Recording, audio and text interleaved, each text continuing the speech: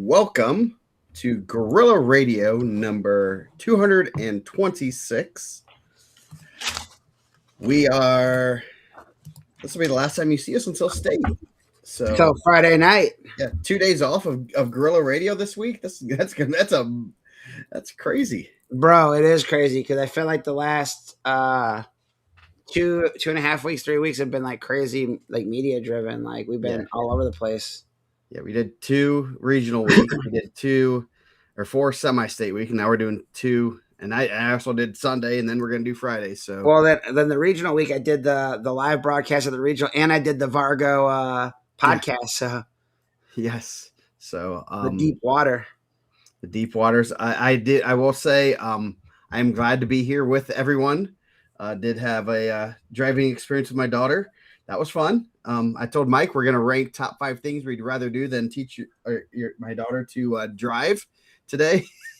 Man, I had to try to teach my mom to drive one time. My mom's never driven. I tried to teach her to drive. It didn't go great. I'm not. It was one of those things like she thought, I don't know if she thought drive was reversed. She went straight. We almost went down a hill. I said, get out. We're not doing this. Yeah, we were going up with the driveway and I swear she was gunning it. I'm like, dude, there's a brake. So she did okay. You gotta be careful, man. We found out there's a lot of police in the group chat, man. You gotta make sure you can't be telling them. She's legal. She is 100% legal. She is 15. So. Bro, I'm gonna try to like use all these like police connections to get out of tickets, man. Yeah. So I'm not gonna be the guy that says you know who I am because I feel like those guys always get batoned. I'm not trying to get batoned. That's pretty low on my list. That's probably one of the things I'd rather not do than drive with my kid. Yeah. Oh, that was you don't want to get tased like some people did at Folkstyle State, or no, it's Freestyle State back in the day. Classic. That was a classic story. I brought that up to somebody like a week or two ago, and they're like, "What?" And they're like, "So but their parents now, so they're way out of the whole." Bro, the best was one of the participants of the match's father. I was at his birthday party with the other participant of the match's father, and they're telling the story. I never heard it before. Yeah, I never had heard it, and the non-tased father's telling it, and I'm like, "That's crazy," and no one's like saying anything, and I'm like, "This happened." They're like, "Yeah." They're like, "You know who it was? He still wrestles," and I'm like, "Who?" They're like, "That guy right there." I was like, and he's like, "Yeah," and did they explain it in a way like, and I get it, man. Sometimes security can be a little overzealous. Security, yes. Oh yeah. Who are the must-see guys at these weight classes? All of them. I mean, everyone's got a dog in the race in this one. Yes. Yeah. So, just as a lead up, we're going to let since we are going way earlier than usual, we're going to chit chat. We are going to rank our favorite singlets. So that will be good. I'm sure find some pictures of your favorite singlets. I think we both have pretty good top 5. I think so too. And there's some good honorable mentions. Just going through some old state pictures and stuff, trying to find some. And then there's actually 1 or 2 that I couldn't find a good picture for that I think would have made the list if I could have found a good picture. So those guys should have won in those matches. So. Well, I think like with that too is like sometimes people forget these are like our opinions of what we like sometimes. Yes. Like if we were ranking milk, I wouldn't even rank. I would just. Oh, that reminds me. I was just thinking, there's something I want to say. Have you seen the social media post from the IGSA after the state finals? Nope. You're going to be grossed out this year. No, it's going to be a milk one, so they're drinking milk? Yes, the whole theme is champions drink milk, so they all drink. I don't know if it's individuals or it's going to be the team or what, but they drink milk after they win state. So you're going to be absolutely grossed out. So like they're going to make all those kids drink milk down there? Yeah, I don't know what. I assume it's just like the team champions. I think that's what they do with the girls. But you are staying and you're gonna watch them drink. It's gross. It's gross, man. It smells bad. Like, oh man, got ruined my Saturday night. I expected to vomit at Saturday night. I didn't expect to vomit at the state finals. You're staying for that. I'm gonna whoever wins, because we're good friends with any the best teams. I'm gonna get them to get you a swig. Oh man, don't do that. Man, I don't know if I could on it. The Okay, I'm making USC, a group chat with all the coaches and bro, saying if you guys win, you got to get Mike to take a swig of the milk also. bro. Oh man, it'd be so bad. Like just I will donate $1,000 to your program. just if thinking you- just thinking about that makes me want to throw up. Honestly, I'm but trying to think, man, you perfect, because you're gonna be absolutely grossed out. man. So Friday night.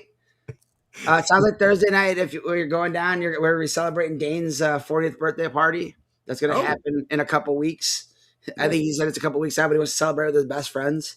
Yeah, no, I didn't get did I get an invite? He never sent me an invite. I think he just told me, and I was like, and I think he told me before when he was telling me about how do you get, and dude, you got to know the guy, man. You got to be in the right place at the right time. I think we can get my man Sandusky a shirt. Like if Joe remembers them. Yeah, I gotta. That is on the to do list of grabbing some gear. My to do list is make sure I bring this mixer. Yes, that's your only. I have to do articles and finish up our media guide. It's pretty close to being done. I thought I was going to be able to get it done today, but then I had a near death experience with my daughter. So, well, and I think I think some people we probably should say this before everyone gets there. Some shirt sizes are more popular than other shirt sizes. Yes. So sometimes you run out, man. You can only carry so many shirts. Yeah. So I'll get a bunch and we'll give them out. We will be giving them out Friday at the after party. So come there. Yeah.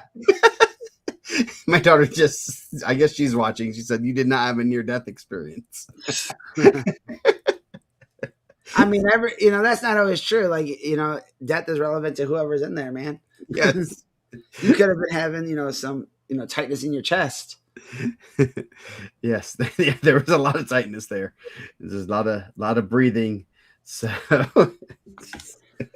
you're tuning in. Obviously yesterday we covered the first round. What would be the first round on first Friday? The first session 1A. There'll be a 1 hour break. I love this format. I know some people don't like it. I know the tickets. We got tickets. We have to get tickets just like the regular common folks. I was on there at noon, and it was click a section, and then the seats disappeared. Ended up getting decent seats, so we're good. Man, that whole lower bowl looked like it was pretty sold out. Yeah, except for some random. If you're going by yourself, you can find a spot pretty easily. So yeah, I'm looking forward to it. Solo rider over here, guys. So that'll be a lot of fun. We have to I got the tickets, so hopefully you were able to get tickets. There's still some decent. I checked like at 2 or 3 o'clock, and there were some in the lower bowl still available.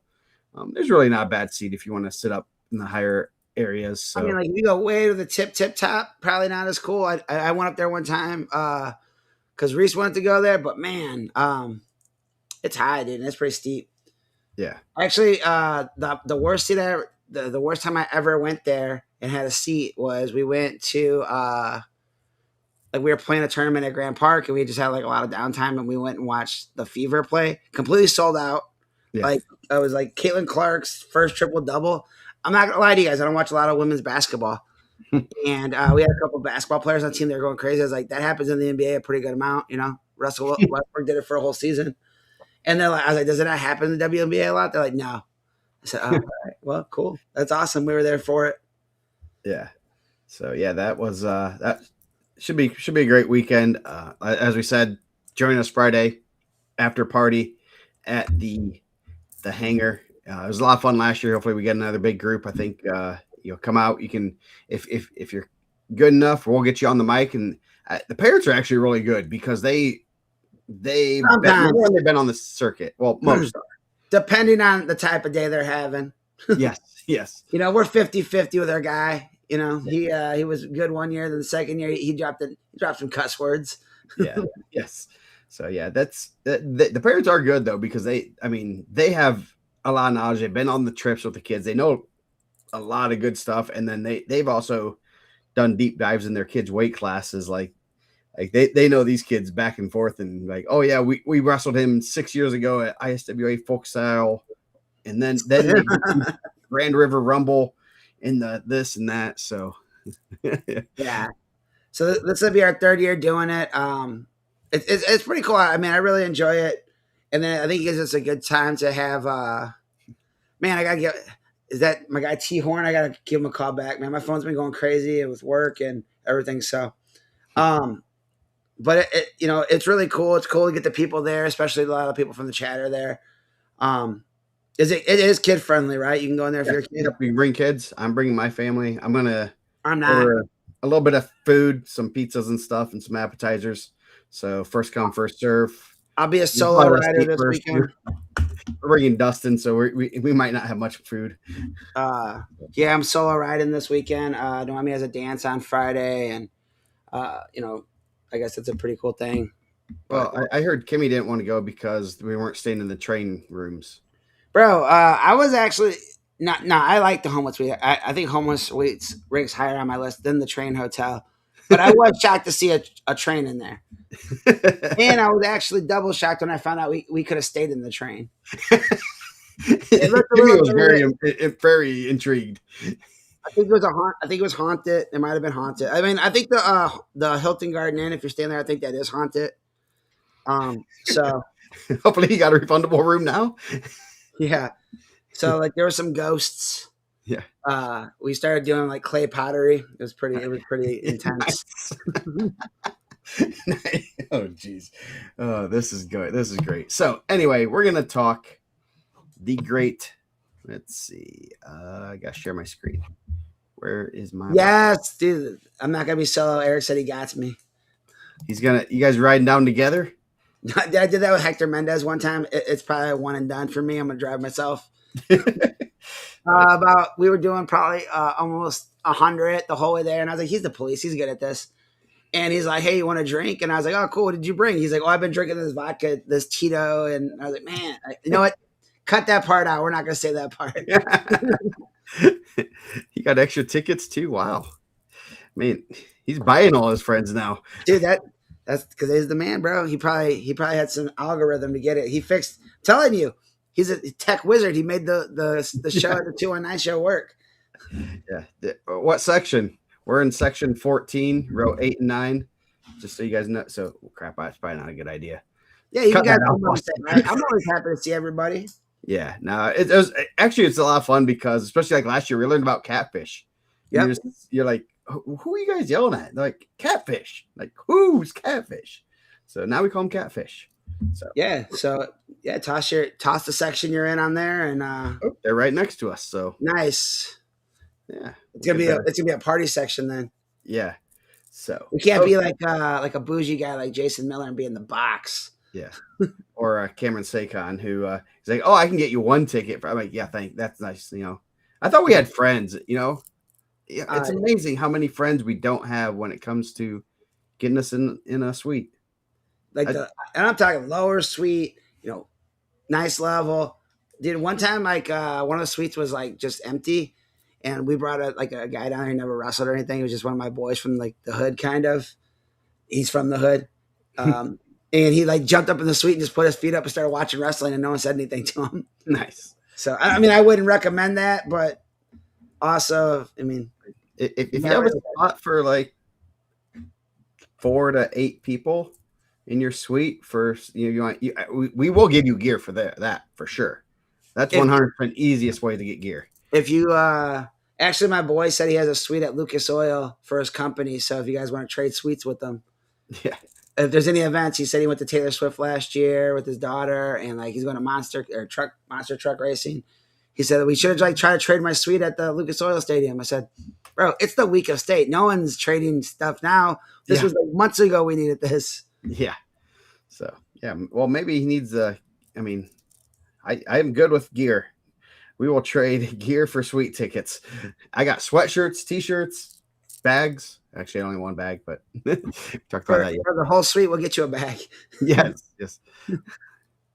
So All right. anyway, Back. 106 pounds. I am going to nail this name. Carson Kahale Como. Kahale Como. He is Hawaiian. You know, the token they were recruiting out of Hawaii. Cody LeCount and crew. You know, that Hawaii to Muncie. But didn't his dad was something like Daleville or something, right? There was like twins. There were? Oh, Like I want to say like class of like 2003 or 2004. Someone in the chat, I'm sure, said, and I probably didn't get. They might not have been Daleville either, but I thought his dad was from Indiana also. there's a Kelly Como. Oh, yeah, there is. So, um, there's one. Man, That, bro, we're gonna be in the region section, man. oh, geez. That's not a. So, we got for Muncie Central, Kelly, two-time state qualifier, 2000 and 2002. I thought there was brothers that were there. So yeah, well, that's just the first one. Past wrestlers. Let's see. Como. I only have one, but there could be more. So, oh, there it is. Lumana and Kahali. Yeah. I have a Kelly. Kelly, Kelii. So, anyway. Well, all right. You're right. So back to the. So I did pronounce it correct. Kahali Como.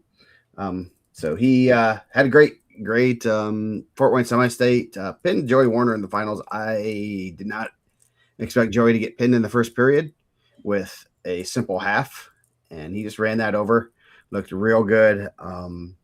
So his reward is wrestling Cameron Schofield, who beat him in overtime in late November. So that's going to be a real good Friday night. Obviously, yeah, as you said last night, the 4 is ranked higher than the 1. That's going to be interesting.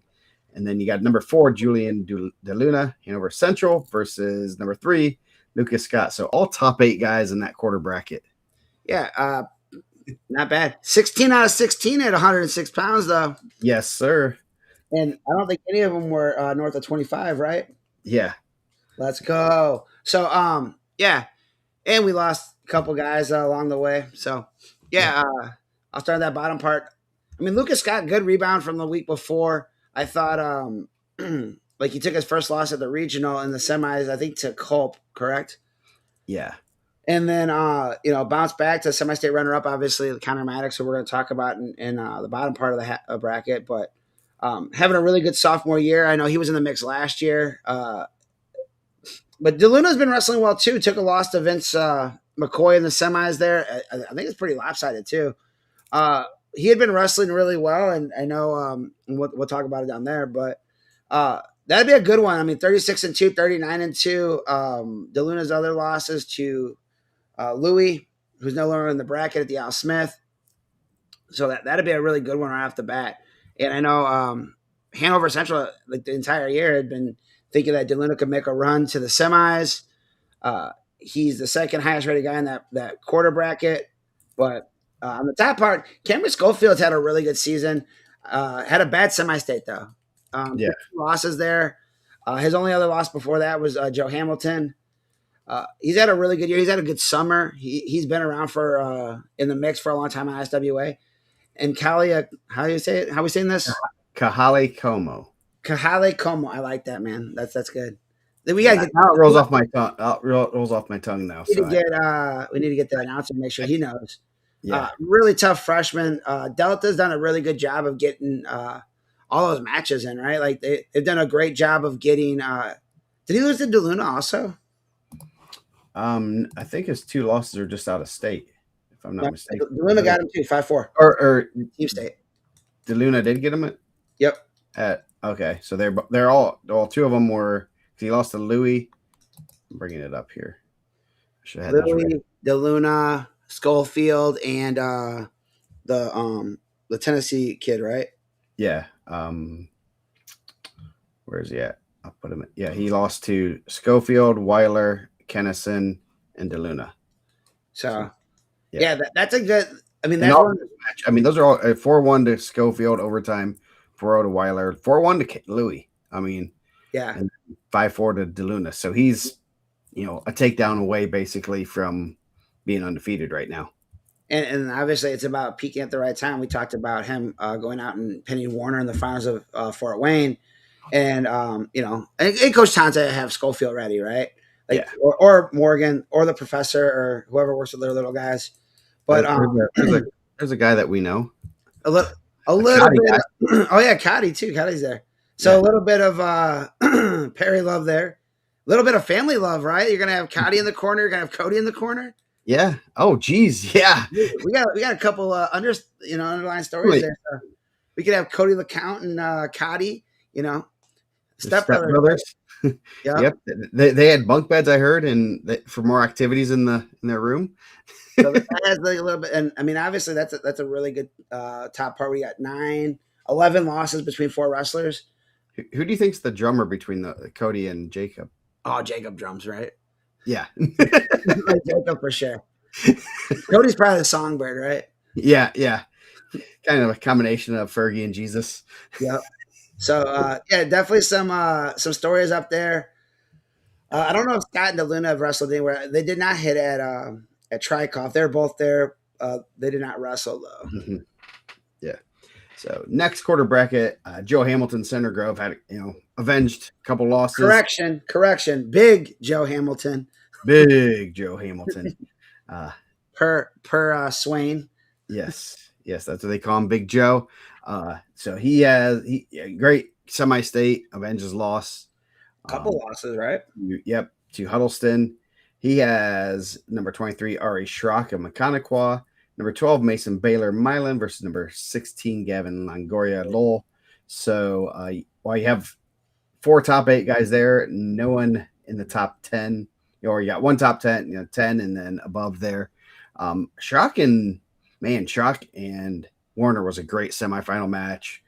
Schrock was winning the whole time, and Joey put him to his back. He got a takedown and put him to his back with less than 3 seconds to go, and got the win. Crazy match. Just kind of found a way to get the win. I was pretty impressed with Schrock there. I thought Joey would kind of cruise comfortably, but he had a good match. So that could be a sneaky good match for another sneaky good match on Friday. Yeah, there's a couple of seniors in the field. We'll start at the bottom part there. Mason Baylor, really good freshman coming in. Obviously, took his first loss to the semi-state. Had a tough middle school state finals last year. I think he was slammed and had an injury to fall out of the tournament.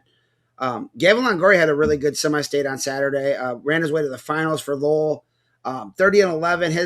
His losses are like a who's who of not only Indiana, like top 10 guys, but he also lost to the Cleveland, Tennessee kid who's pretty good, who was nationally ranked at the time. So like, who is Gavin Longoria's losses? So obviously he lost to Vince McCoy, reversed the loss to him. He's lost to DeLuna 3 or 4 times. He's lost to Louis. Yeah, he's Scott, Chittum, Kahali Como, Bayless, Louis, Schofield, DeLuna, Vince McCoy. It's pretty good, man. So you see that 30-11. We talked about 11 total losses up top. He's wrestled everyone, and he's big for the weight. I wouldn't say he's like the most like jacked 6-pounder, but he's tall. He was a semi-state qualifier last year at 20. So that could be a really interesting one Friday night. Shout out to Caleb. I know he's been a big Ari Schrock fan the entire year. Had him in the rankings, his semi-state rankings early on, all the way through. And Joe Hamilton, just that Center Grove magic, man. They peak at the right time. Coach Swain does a great job. Like I said, like if you're watching those YouTube ones, you can see like just keep going, and he got Huddleston at the right spot and got himself in a good quarter bracket there with that win. Yep. So bottom half bracket, Connor Maddox, undefeated sophomore, turning state 4th place finisher. He has Rashad Nelson, Maryville, Nick Russell, Bloomington South versus returning 8th place finisher Joey Warner. So Warner could possibly run into Maddox again in the quarterfinals. That didn't go well for him last year. I don't think and none of the 106 pounders and even a couple of the 113 pounders Yeah. that Maddox has ran into this year, it did not go in their favor. So No. it should be a good one.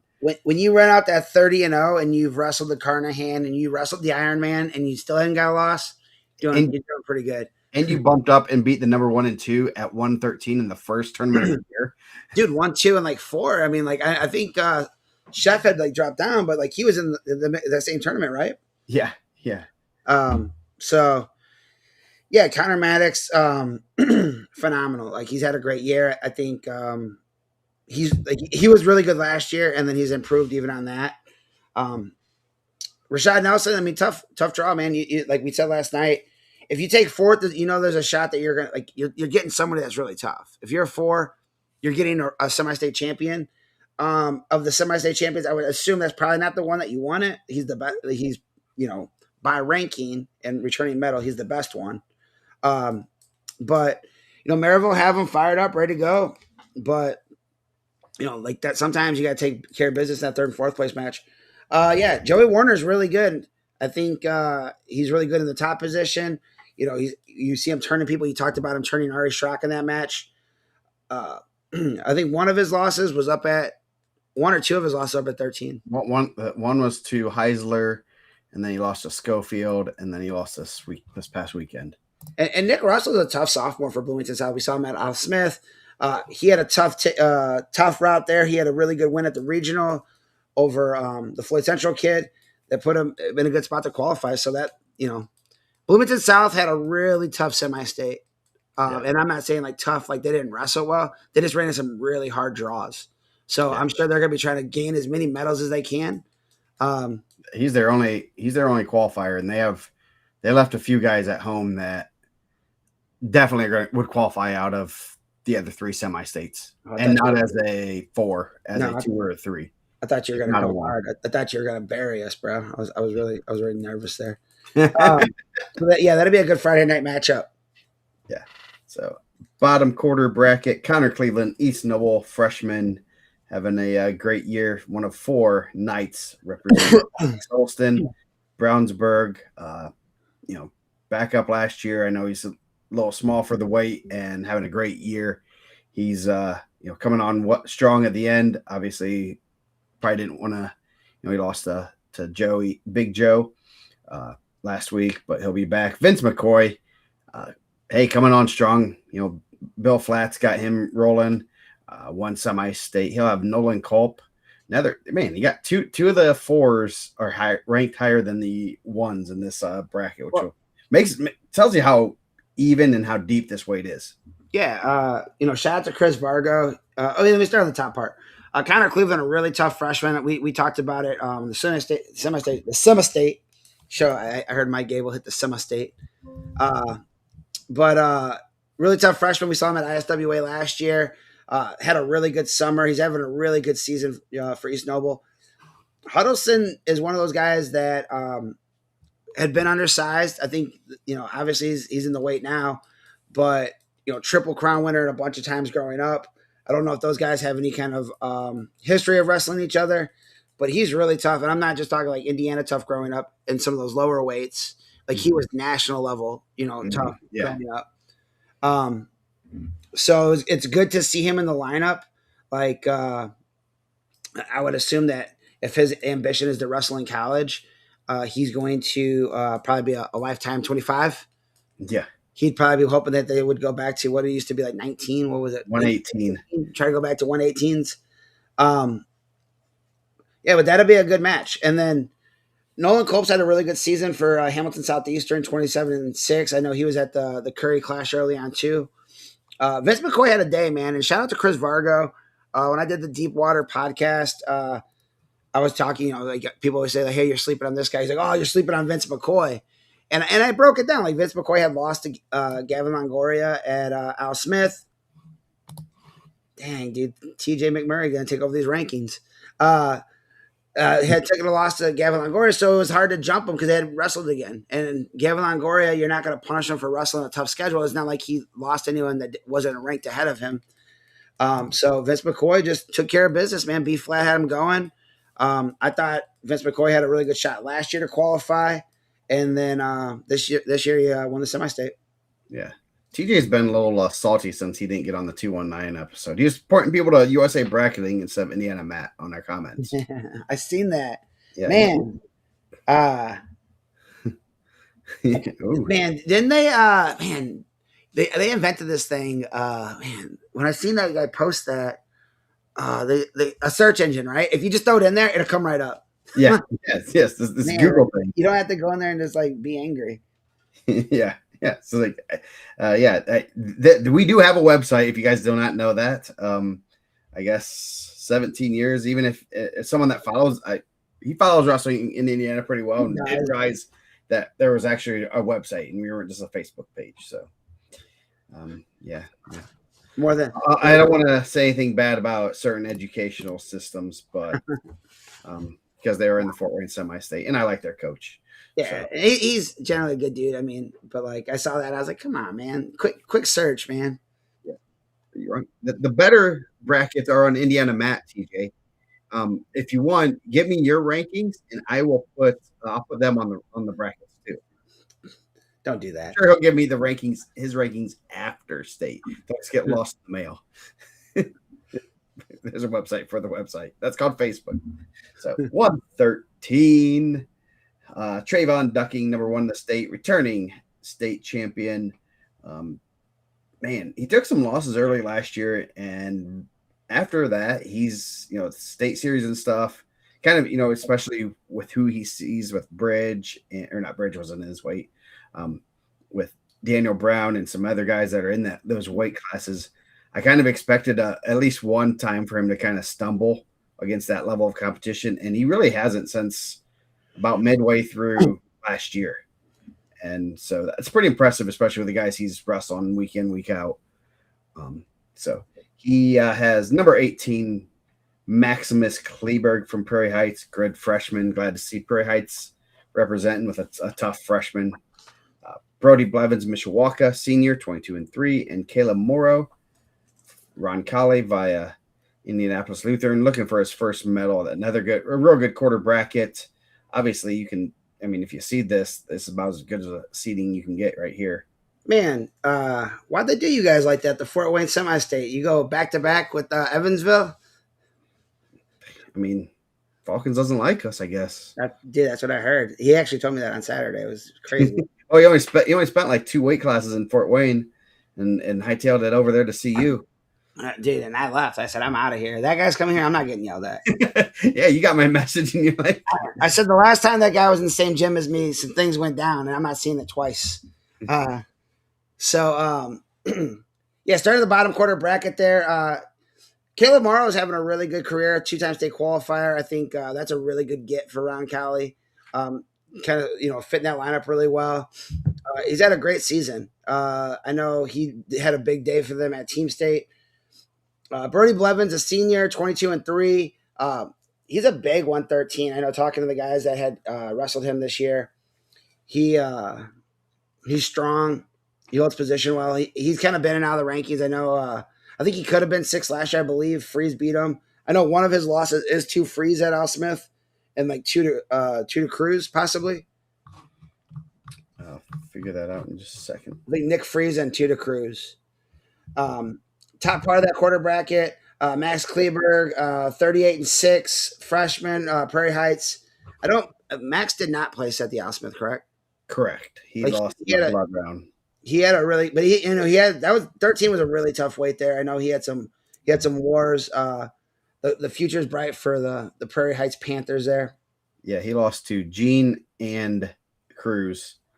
Kleberg or that's those are not bad losses. No. Trayvon Ducking, and you hit it on the head, man. I wasn't always Trayvon wasn't ranked number 1 last year. I think Daniel Brown used to kind of get the better of him growing up. And it was like a weird, like, Daniel Brown would lose to Case Bridge, and then Bridge would beat Ducking would beat Bridge, or Bridge would, and then Brown would beat. It was just a weird triangle. And he's really turned it on. He looked really good at Team State. He's tough. Like, obviously, he was in the semis last year at Ironman. He's incredibly tough. I think that's going to be a really good spot for him. Obviously, he's the highest ranked wrestler in that quarter bracket. Yeah. And his Going dad wears a T-shirt with his face on it. There's him wrestling on it. So if you see yeah, his dad wearing, at IPO on the big mat, on the yeah, Indiana mat. I was actually saying Indiana mat. Next quarter bracket, K Jackson Delta Senior, returning fifth place finisher, number 11. He has number 4, another one, four that's ranked higher than the 1 is Kellen Sheff of Plainfield, sophomore regional qualifier. Where's I throw that in? But he's pretty good for 2025 regional qualifier. Probably the best regional qualifier, I'd say. of last year. Yeah. Yeah, I'd agree. I mean, I don't know. Do you count the guys that like withdrew after the regional? No. Okay. No. So next quarter or next match, yeah, Cruz Oweda from Lake Central, returning sixth place finisher Blake Doss, new pal. So real good. You got senior, sophomore, junior, sophomore. So guys with some experience, and this should be a pretty good quarter bracket. Obviously, like I say, Jackson did not beat Oweda in the at state last year because he was at 113 also. So should be a good quarter bracket. And also, again, 13 or 16 for 16. Yes. So, yeah, started that bottom part. Blake Doss had a really good career so far. I was happy to see him qualify. I know he's had some really, he's basically wrestled a who's who the last 2 years. A guy that's, dude, everybody. He's a guy we kind of pivot off of also. I know he's taken some tough losses. He's had some really good wins. Cruz Oweda, sophomore returning state medalist. Dude, I'm positive he's happy, one, that he's on the opposite side of the bracket of Sam Westfall, and like that Sam Westfall's graduating. We've talked about this before. He might be getting Sam Westfall a graduation gift. For some reason, in those 50-50 matchups when they're close, like Cruz has had a lot of success against everyone else, and Sammy's probably had his number. Yeah. So I'm sure they'll be, more than thankful that he's graduating. So he'll probably have a Wabash shirt and say "Go Little Giants." Yeah. Top part of that, yeah, Kellen Chef, K Jackson. So kind of an underlying thing. We didn't get a lot in the brackets, but Nick Freeze had a really good year for New Prairie. Nick Freeze has multiple wins over a lot of guys in the bracket here, and sometimes you just grab those. That's just the draw. He had Cruz Oweda in the ticket round, and Cruz beat him. But he beat Cade Jackson at Team State, which is why Cade's lower. I think Nick was 10, and then Cade was 11, and Kellen Chef's had a really good season. But with that being said, Cade Jackson did beat Kellen Chef this year 4-1. So yeah. So a lot of good matches there. But it was kind of, if it's seeded out, I think that's a good way to split it, Yeah. So bottom half bracket, the aforementioned Sam Westfall, returning seventh place finisher, Crown Point. He has number 30. Andrew Elmore, Zionsville, 23-4. And then Spencer McCammon from Evansville, Mater Day, freshman, having a great year. He has Jackson Webb. So 2 seniors in this quarter bracket. Should be interesting. Webb, but senior punches ticket for Yorktown. Yeah, bottom part. Jackson Webb, another guy that's really been in the rankings for the last couple of years. Probably multiple time ticket rounder out there. His first time making it to state. Yeah, he's been in the mix. Just never been able to punch through. Spencer McCammon. Shout out to the McCammon family. I know his sister's had a really successful season. I know you're getting ready to do an article on that, right? Or that already come out? Yeah. Oh, that's going to be in the media guide. Some of the brothers and sisters, figured I'd throw sisters in also because that's pretty cool to qualify people for state with the same family. So and he's a Sullivan kid. I know there was a lot of questions this summer asking like, would he end up at Mater Day? Like, obviously, a huge Mauer Coughlin kid. His dad is probably one of the I don't know like the whole conversation, but he's in the conversation of best guys not to go to state, including me and Joe, obviously. But yeah, he had a lot more national credentials than I ever had or you ever had Yes, combined. yes. He was really tough, and I would assume that he's probably up there in all-time wins for Sullivan. But Spencer punches his ticket the first try, so I think he's like a Pan Am's champ. He's He's got a lot of really national style success in the international styles, and obviously we knew he'd be pretty good punching his ticket there, and he didn't have an easy path to get to state no, either. None of those modern day kids. I don't know what they did down there to get the bracket gods off their side. Maybe they don't like the new pope. Maybe what I don't know no, man, what's come going on, on there. South Side, man, South Side. Or maybe Um, they're probably more like, yes, they're more like probably Cardinals fans, but they're not rivals of. I mean, who in that area would be a rival for the White Sox? down there, none.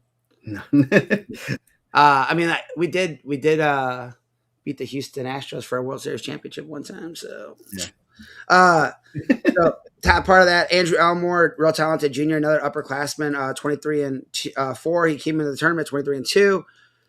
Sam Westfall took some losses early on, and just kept grinding. He's a worker, man.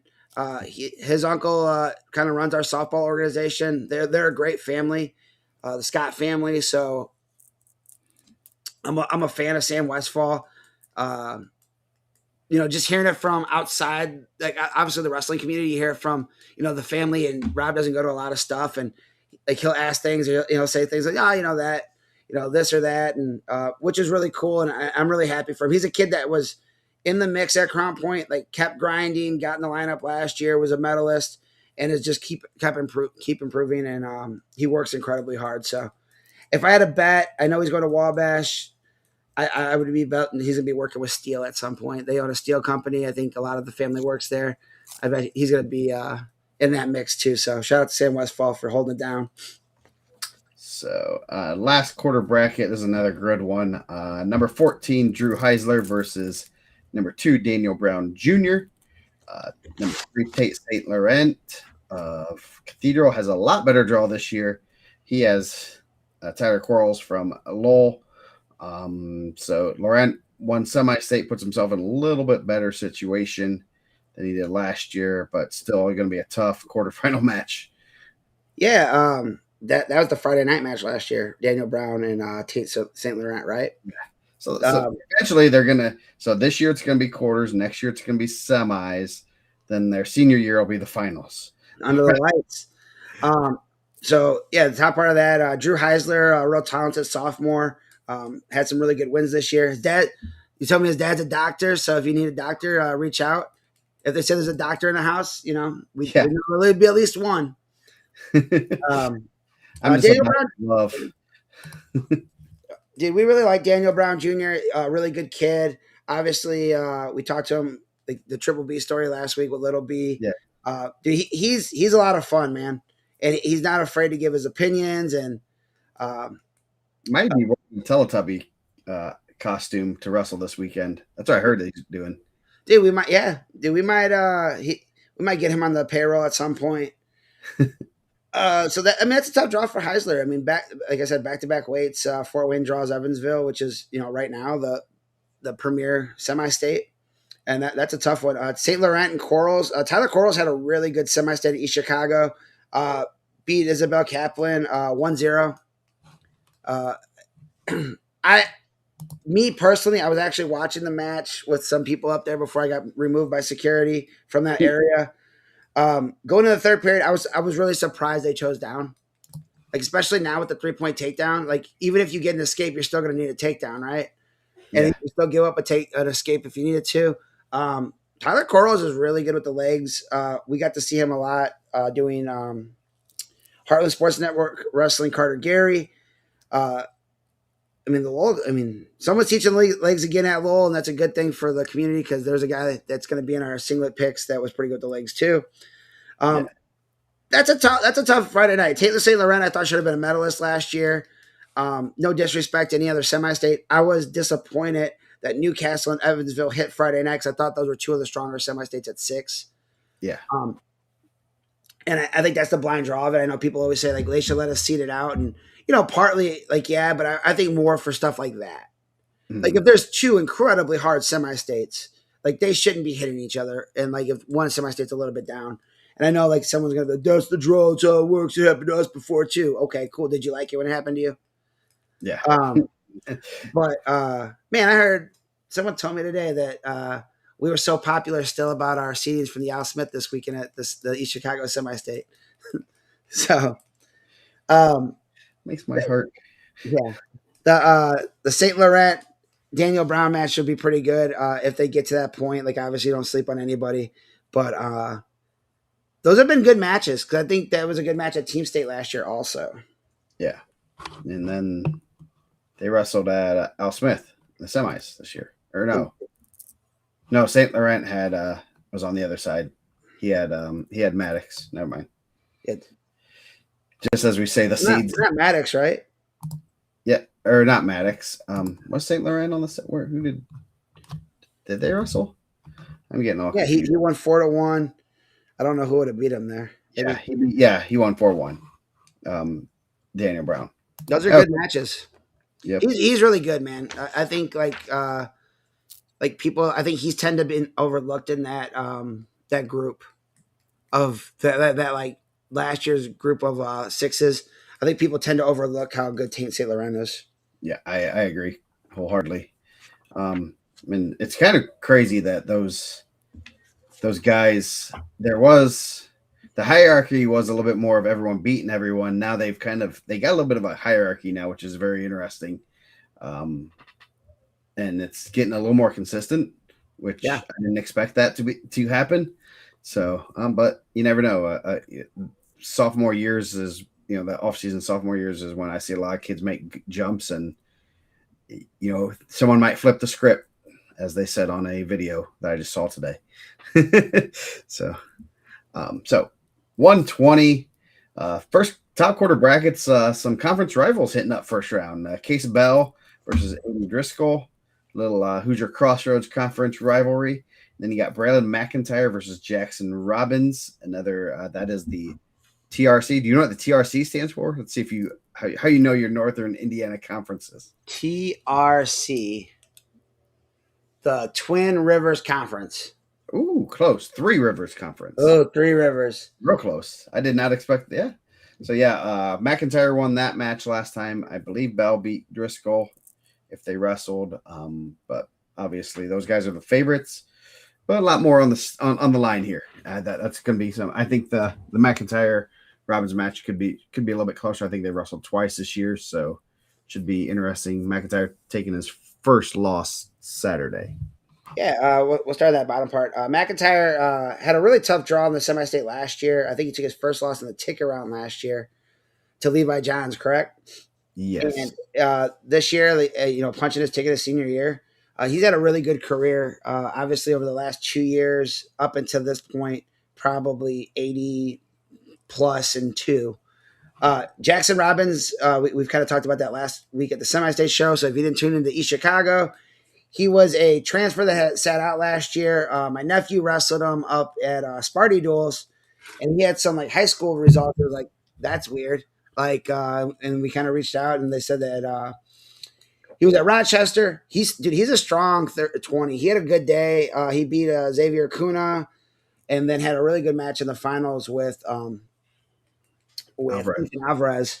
So wrestling well at the right time, and dude, like those guys had. I mean, I know they always say it's country strong and farm boy strong, but I don't know if he's on a farm. But those dudes at Rochester, they're pretty strong. Yeah. But I mean, obviously, Case Bell's phenomenal. Shout out to Aiden Driscoll. I don't believe he was on the watch list for us either. For me, not ranked sophomore, so he'll definitely be in the rankings next year as long as he doesn't do anything crazy this summer, and like fall way down. But 32-14, punching his ticket. I mean, that's a tough one. Again, he's probably seen him a couple times in the same conference. If he hasn't seen him, he's at least been in the same building when they've wrestled at the same time. Case Bell's probably the guy you don't want to draw there. Yeah.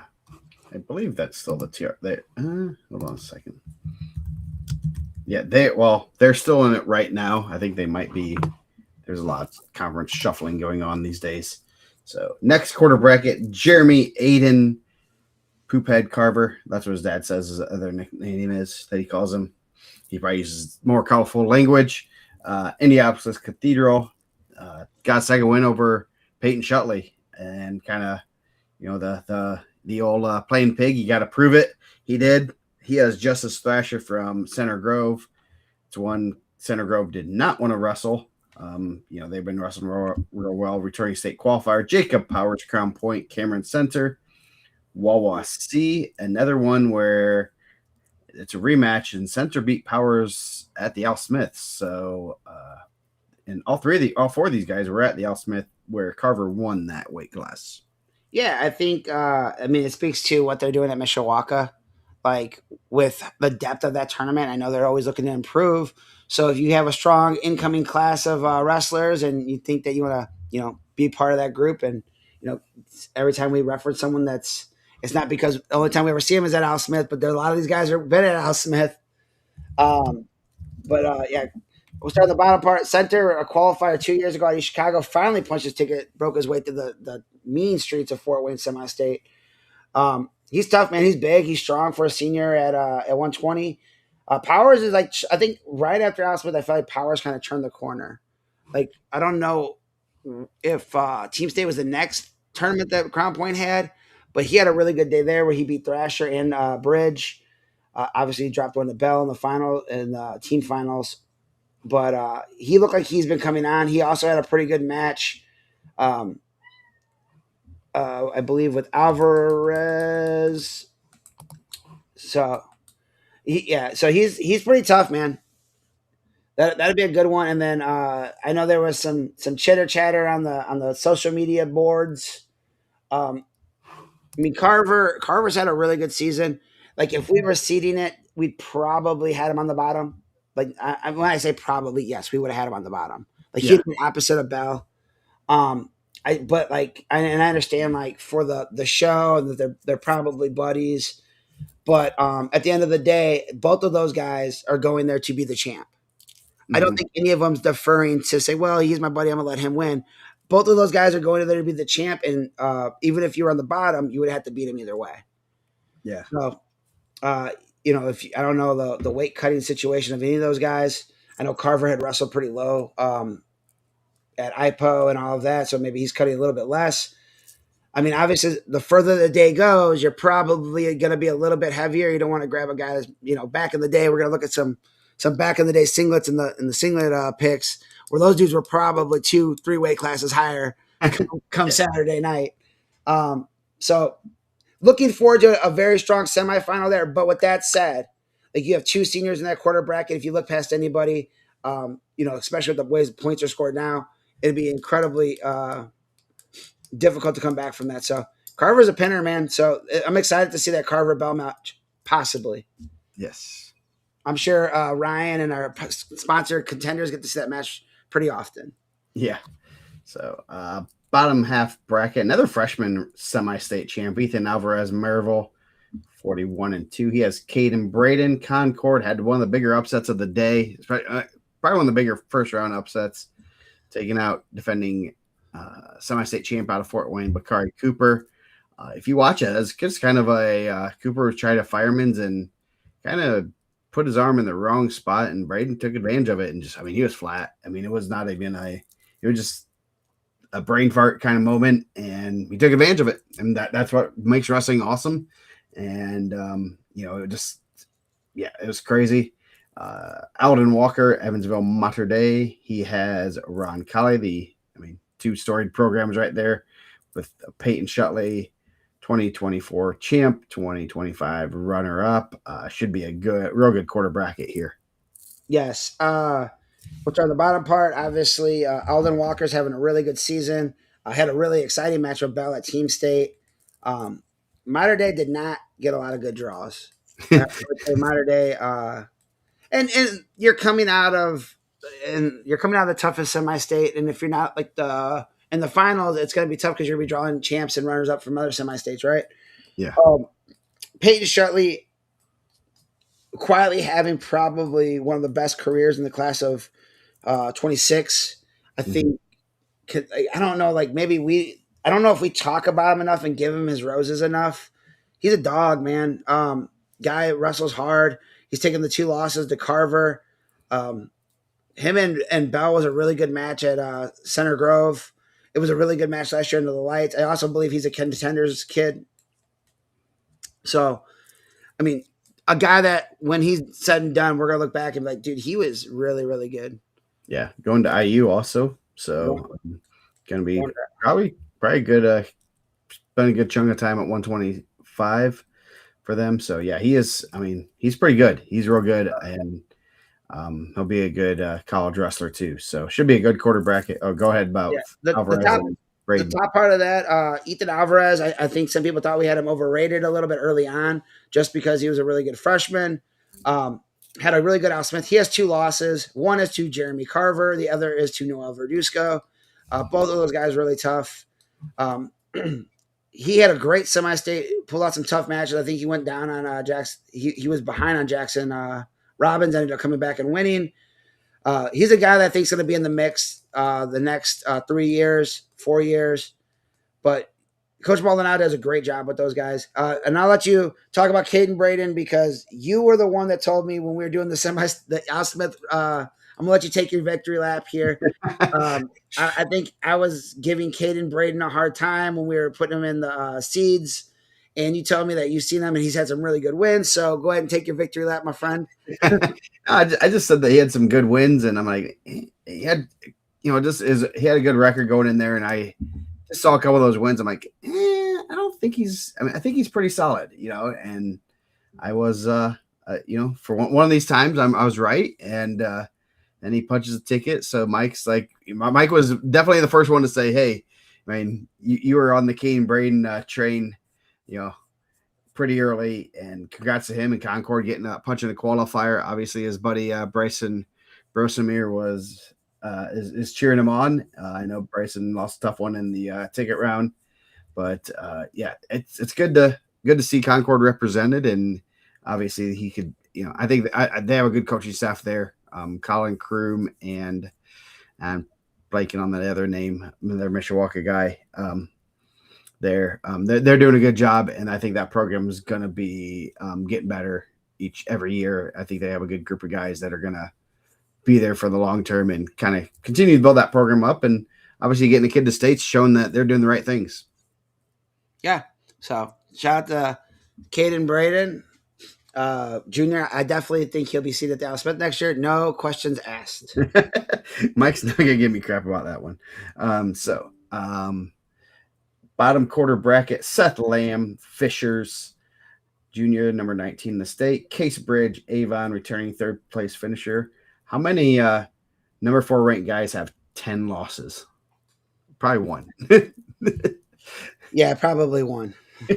So Reed Wicker, number 7 in the state, returning 5th place finisher. Xavier Acuna, Portage, returning state qualifier. That's gonna be a good quarter bracket. Obviously, I'll let you dive in a little bit deeper. We'll drop down to that bottom part. Bridge, phenomenal start to his career, like 30 and 10. You're gonna hit Bell a bunch, and Avon's wrestled everybody. I would be willing to bet in these wins versus the field, he's had a handful of losses to those guys, and they've wrestled some out of state guys. Seth Lamb, man, he's quietly having a good career. I know he's an undersized 6 and kind of gone around, jumped up in there, 19 in the state. I know he's taken some tough losses. He's had some really good wins. He's the Spartan Classic champ, also known as Connorsville. So that'll be a good one Friday night. And then on the bottom part of that, Xavier Kuna looked like, I know he had missed some time with injury. I think he defaulted that 3rd and 4th place match. Hopefully, I know he's a dog, man. I know that the Acuna family's tough. They're incredibly tough. If he's able to go, he'll go. But also, I don't know if how healthy he was at the end of the tournament. Like anytime you had to default that 3rd and 4th place match after a couple injury times in the semis, it's never a good thing. Reed Wicker had a really good freshman year. He's having a really good sophomore campaign here. I think 2 of his losses came at the Carnahan, where I believe he was like 1 and 2. He's really tough, man. I thought he was really tough last year. that's a tough one Friday night. You got two guys that with state experience, three guys in that quarter bracket that's been to state. Yep. Should be a good weight class. Looking forward to 120, 126.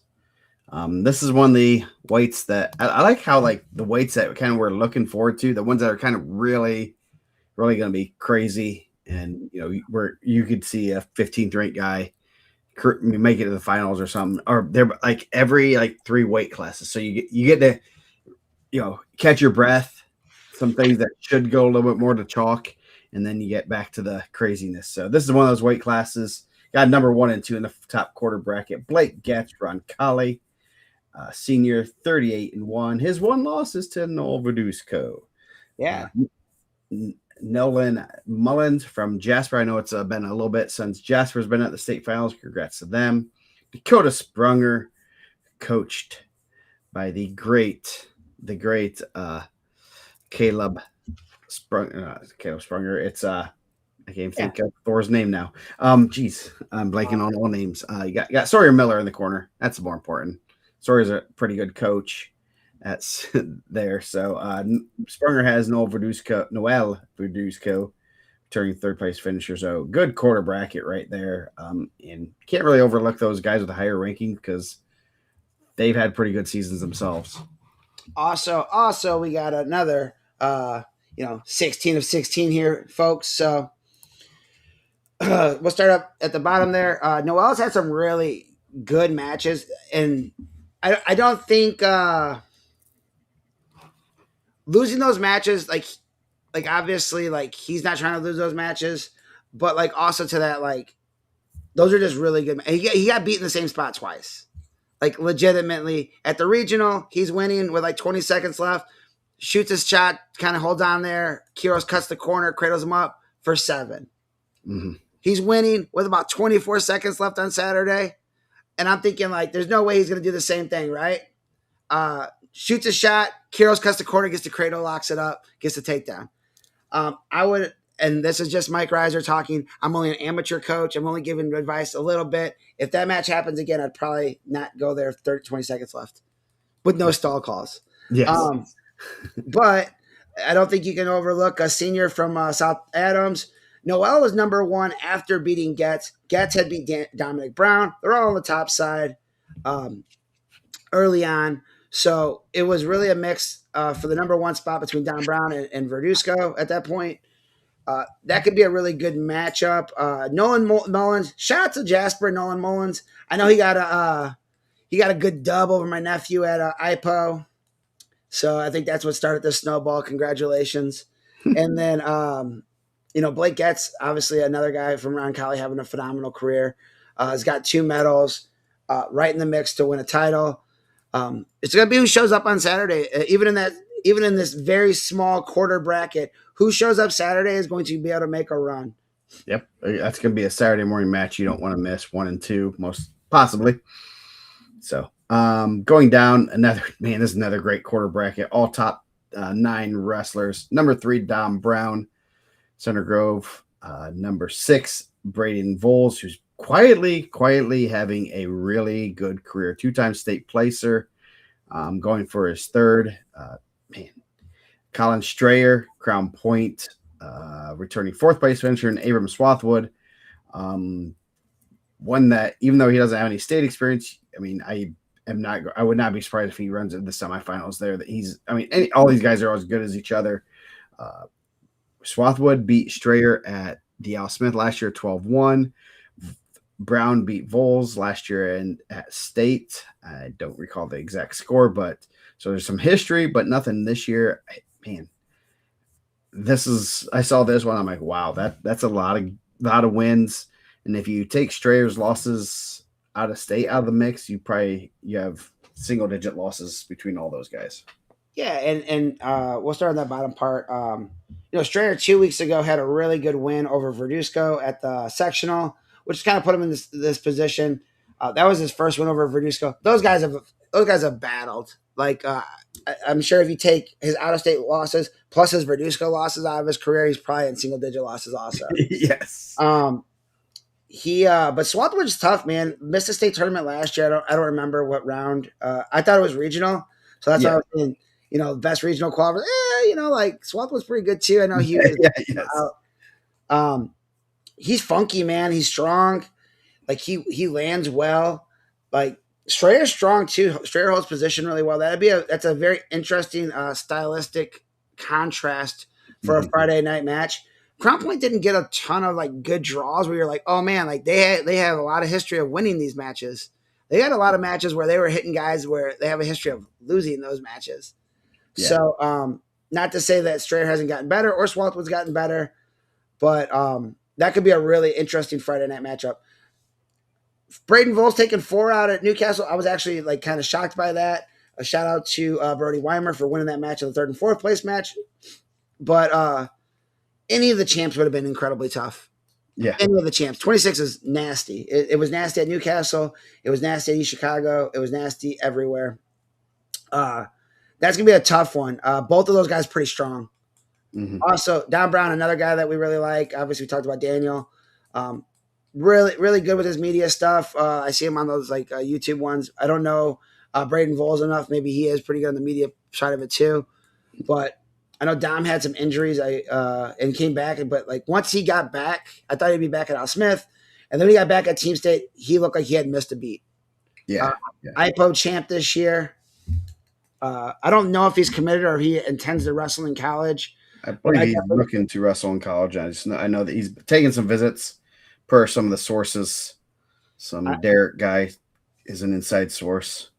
I think he's a guy that someone's going to get maybe a little bit later in this 26 class that's going to be a good get for any college. He's had such just a really, I guess, weird career because he was qualified as a freshman, lost in the ticket round to Schaefer, I think. Yep. Sophomore year, fifth last year. Just had I can't even recall offhand who he lost to in the semi and the quarters, but he's beaten anyone and everyone in the state over the last 4 years, and so he's as good as everybody. Definitely rooting for him. I mean that quarter bracket has teams, the team race written all over it. Yeah. Not an easy match for either of those guys. I mean, it's not out of the question for both Center Grove and Crown Point to lose a guy there. I mean, that's not. I mean, no one's that much drastically better than anybody their opponents. So that one or two of those guys could go down. None of them could go down. That's one that I'm circling and saying, hey, we're going to know a little bit more about the team state race, and this is the second half of Friday night, so we're going to know a little bit more. We're going to start getting, there's going to start being a path, and this is going to be one of those quarter brackets that I'm like, okay, we kind of know a little bit more, and this is leaning somebody's way. Well, so. I think we talked about 1 and 2 in the top quarter bracket there, right? Yeah. That has 3, 6, 9, and 7. That's pretty good. Yeah. Yeah. So, so that's gonna be a quarter bracket I would have circled if you're gonna follow the team race. If you're Center Grove, Crown Point, any of those teams that are interested in that, a lot can happen there. I would not count any one of those guys out to be in the semifinals or even under the lights. If one of those guys makes it under the lights, I'm like not surprised. Yep, so, I agree. Bottom half bracket: Rex Moore, North Miami, 40-0. Luke Need from Lake Central. Number 14, Eli Ogle, returning 7th place finisher against number 13, 7th place finisher 2024, Jet McGuire. Moore looked real good, returning first year at North Miami, 2-time qualifier, placed 8th last year. Really took it to Swarthwood. I have watched Swarthwood wrestle a lot. You don't see him get out scrambled and kind of almost a little bit outfunked a little bit. I did not expect to see that. I mean, I've seen Swarthwood get beat, but not like that. Not in kind of at his own game. That was a very surprising match. Not that he really got beat, but more how he got beat. So Moore's looking real good and put himself in a real good spot. I mean, we saw the top two quarter brackets. I'd much rather be right here. Yeah. Not that any of these are easy matches, but I'd much rather be there. Um, yeah, all of that. Obviously Rex Moore beat number 7 Abram Southwood. Maybe sleeping on him a little bit at number 10. Undefeated senior, 210 qualifier, returning state medalist. We'll start at that bottom with the battle of sevenths. Eli Ogle. I thought that was a strong move for him to move down from 32 to 26. Obviously, he's able to punch his ticket. Did off. No, Mullen's not from Mooresville. Obviously he started his career at Brownsburg. And dude, shout out to the Brownsburg school and shout out to Brownsburg staff that they didn't block any of these guys leaving that like wanted opportunities to be in the lineup because obviously if he stays at Brownsburg, and I don't know where his fit would be at, if he would be able to get in the lineup, but that they were able to let, some of these guys just go and not, hold their eligibility, none of that. Shout out to Derek and his staff and shout out to the AD at Brownsburg. You guys are the good ones, man. Jet McGuire, also a transplant. He was not at Warren Central before via Greenfield Central, so he likes to be in the central part of those areas. Had a really tough match in the ticket round with a really talented freshman, Dallas Rosenbarger. Gave him his first loss of the season. And I thought Jet really controlled that match. We seen him take a crazy loss where Swain turned and yelled at us at Al Smith that he told us. He didn't tell me. I think he told you. That's who he was talking to. It wasn't me. He didn't tell me anything until then. Until before, right at weigh-ins. So, little I know, bud. So that'd be a good one. It's an interesting stylistic matchup. Obviously, 2 seniors there, 3 seniors in the bracket. Luke Need punched his ticket for LC, so the 2 of the Indians are back there.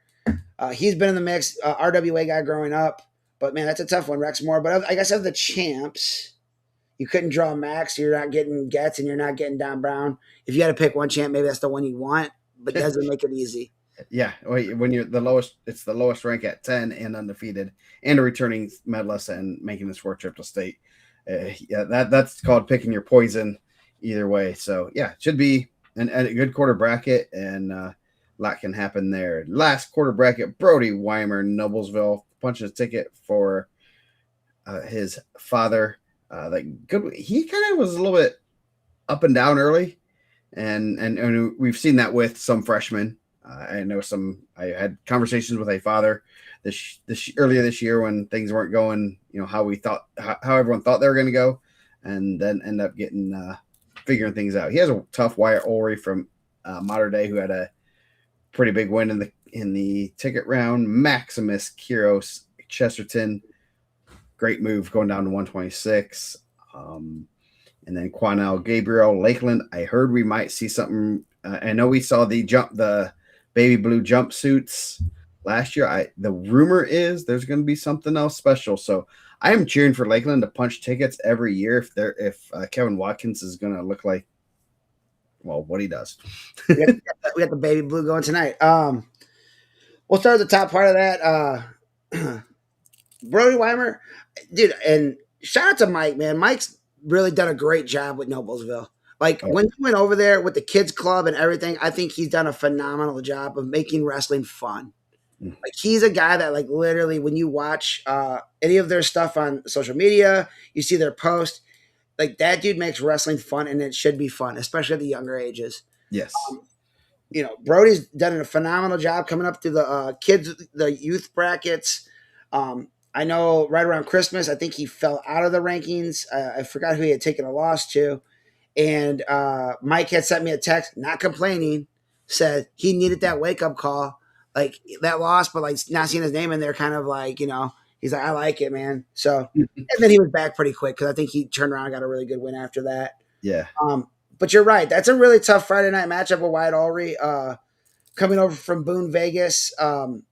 Dude, he had that match with Hockaday in the ticket round. The match with Hockaday at Team State, phenomenal.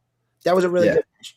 Pivot a couple weeks later, and the match is going again really good. And then Hockaday went to go scramble, and Ulrey kind of just caught him in the middle, and Abel got the fall. I think he ended up getting a fall there. So you see a fall, you might think dominant, but I believe at that point it might have been 5-5. Yeah. Really, really good match there. That'd be a good Friday night matchup, and probably one of the more better spots for Mater Day to be in of all their draws, but still not an easy one. You know, Brody got nothing to lose. Yeah. Dude, he's in there with house money, right? Like he's coming in freshman. You know, he got 3 more years. Bottom part of that, you know, shout out to Lakeland Lakers, right? Yep. Uh, Gabriel, you know, punch his ticket, also ranked. Max Kiros a dog, man. That's region. You guys want to see a guy that represents the region, and maybe Gabriel gets him. I think they might have wrestled freshman sophomore last year at 125 or 126. They said the weight wasn't a big issue. That like he was kind of coming out of practice light, and basically they're not big on cutting weight in the family. And I think he like left practice one day at like 28, and they're like, "We gotta make 26 one time. We're good." Like if you're walking around at 28, you don't need to be wrestling 32. Had 2 losses to Gavin Lewis up at 32. Dude, his matches with Kiros the last couple of weeks, or not Kiros, but Kiros' matches with Verduzco the last couple of weeks. Selfishly, I want the whole state to be able to see it under the lights. I like everyone in the bracket. We got a lot of friends here, but like for the show, they've been incredibly good matches. Mm. And if they don't happen, if you missed that and one of these guys lose, they don't hit each other, go by the replay because those matches are really good. Yeah. Kiros beat Gabriel at the Goshen duels, right around Thanksgiving. So Nice. So yeah. So should be a good quarterback or a good bracket overall. This is one of my favorite ones. And he's a nice kid, man. Yep. Shout out to my boy Troy Hahn. Had that in the finals. Did a really good job officiating that match. I don't say that a lot. Yes. Write that down, Chuck. He said good things about officials. I told Chuck you look good yesterday. He got his personal stylist. J.C. Penney. No, he's high class. He goes Coles. I know. Coles cash. He looks sharp, man. Mrs. Chuck Barnett said that he was mismatching, but I don't think so, man. He looked good. Now the shoes didn't match. You know, we can get to that later. He'll be in a suit, but we'll figure it out. So 132, another great weight class. Lane Horn, 4-time qualifier now, was 7th last year. He has Owen Blessinger from Southridge, 3 versus 30. Matthew Baylor making a return trip to state after placing 8th as a freshman. Seems like ages ago. He has Sean Harris, who was a qualifier last year. That's 3 losses between them, 9 losses in that quarter bracket. So that's gonna be a good one. Yeah, when you're getting single-digit losses mixed up in that group, pretty good. We'll start at the bottom. Sean Harris, 41-2, really good semi-state, really good season. He's had a really good career for New Haven. That's a tough one, man. 41-2, 38-1. Matthew Baylor punching his ticket. I think he had a pretty tough ticket round match also. Running it back, trying to bookend. So for the Hickory, I don't even know what was Hickory's team name in Hickory Trees. I don't know. Yeah, so I mean, he had Richardson, didn't he, in the ticket round? Yeah, I believe so. Or he had. Would he have Richardson match? He beat Wills too. So whoever. Yeah, so he did not have an easy path there. Yeah. Again, like a very small school, kind of maybe gets overlooked a little bit. He took his first loss last week I believe in the semis. So up top, I heard Mike Gable talking about it. It's always good to see Southridge there. Owen Blessinger, it's a guy that's been on the watch list. Has been at the semi-state multiple times. Tough Friday night matchup, man. Lane Horn kind of got that monkey off his back last year, get that medal. Ranked number 1 as a freshman, lost to Nate Rio. Really highly rated coming in as a sophomore. Left Fort Wayne, came to Chicago, lost to the Fort Wayne kid. Kind of got reached back and tucked under at Evansville. 7th place medal last year. Did he like break his hand in one of the matches and wrestled through it? Dude, he's strong. His dad was strong. I wrestled his dad. His dad was really strong. Lane is really strong. He has over 100 pins in his career. Like, some guys are like, oh man, I got my 100th win. Lane's got over 100 falls. That's really good. I guess most of the nights you know what you're getting from Lane. Yeah. Yes. He looked really good Saturday. I think he's in a good spot there. We possibly, and we'll go down, we could possibly see that Friday night matchup from 4 years ago. Yep. So going down next quarter bracket, Nate Rio avenges loss from regional. Kind of said I ain't messing around today, and end up getting the semi-state title. He has Hunter Mallory from Lowell, who I just realized he's only a junior. He seems like he's been around forever, been winning the rankings and stuff forever for about 6 or 7 years.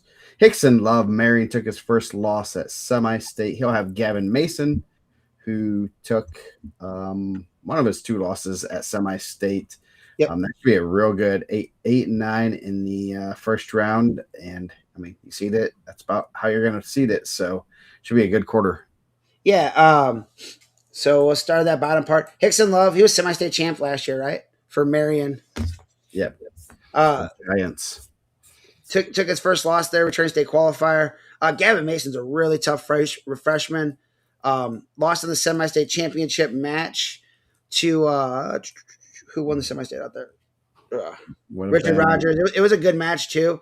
He had a really good ticket round match to go.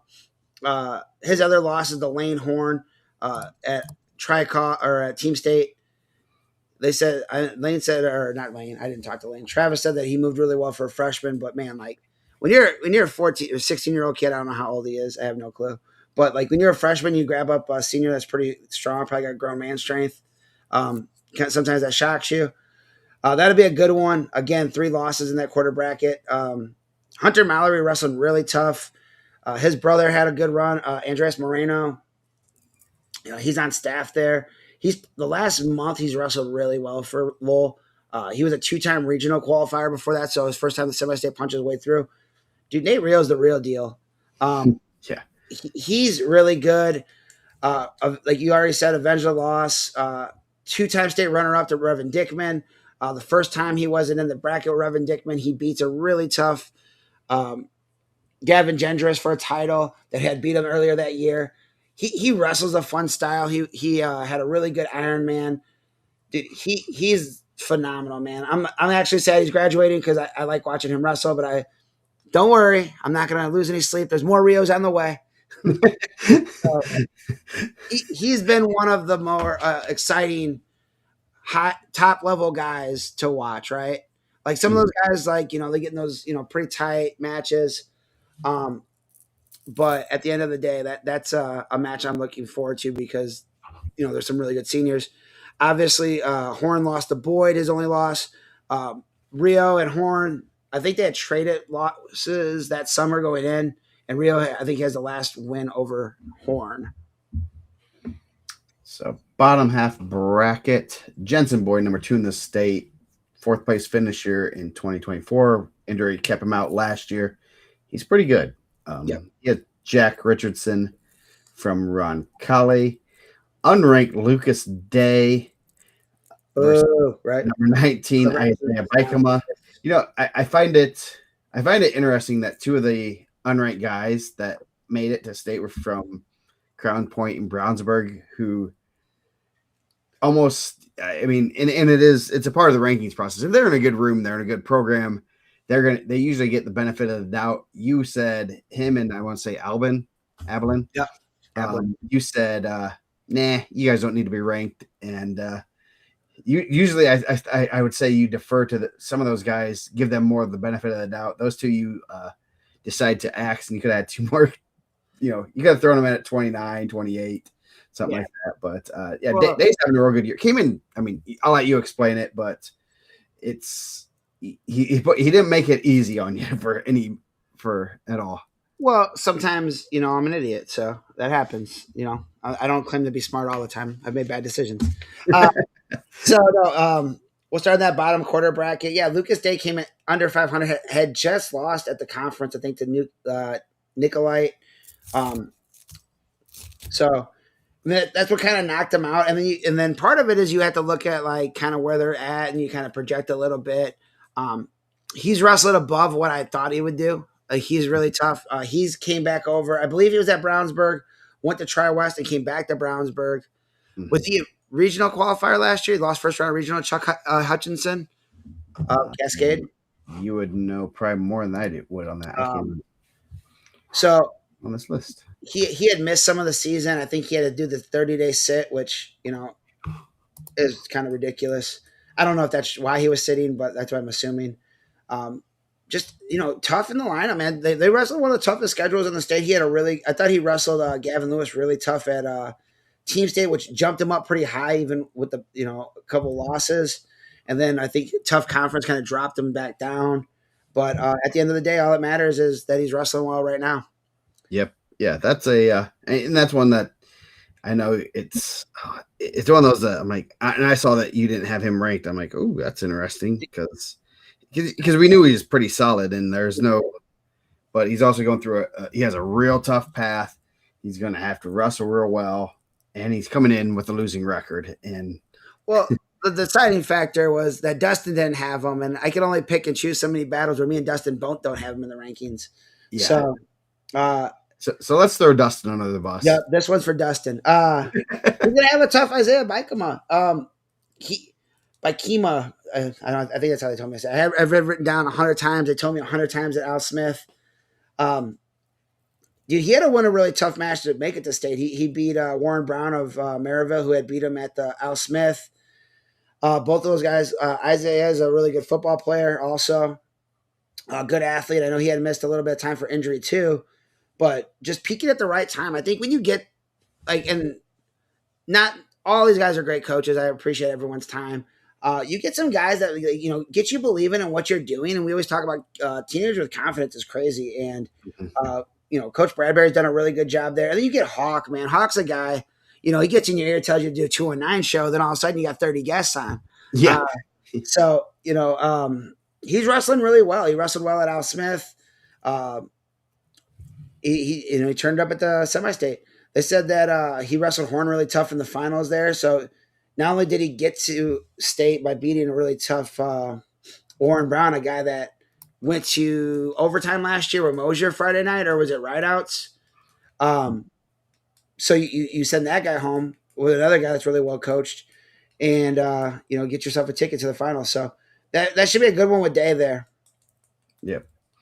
Did you say anything about Boyd? No, I did not. Jack Richardson, I think he came out as a 4 at the semi-state, right? Yeah. He was a 4, punched his way through, 4 in the regional, 4 in the semi-state. Jensen Boyd, Jack Richardson, a guy that I think when people send me results, they always say oh, and we beat Jack Richardson. And like I said, wrestles a who's who, and he has a lot of good wins also. Jensen Boyd, I was there when he got injured last year, and we talked about it in the semi-state show.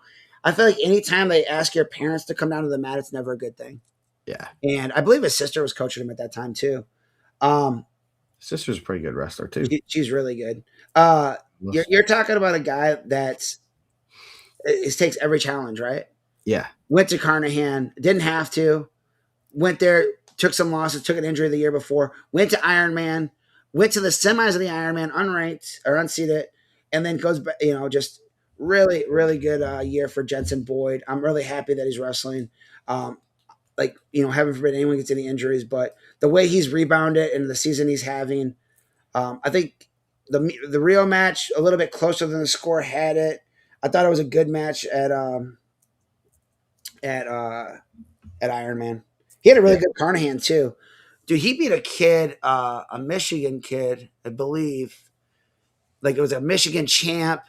And beat him in overtime. It was just a really the video's online. You can watch it. It was really good, and just you could hear their coaches, and they were kind of even though he had just came off this really good run at Ironman, they're like, "Who is this kid?" And I think the kid might have been a 2-time or 3-time Michigan champ.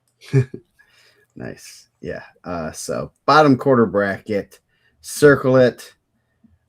I think there's going to be a lot of eyes on this match. Number 5, Gavin Lewis, Crown Point, 2-time state placer against 2-time state placer. Number 6, Royce Malone.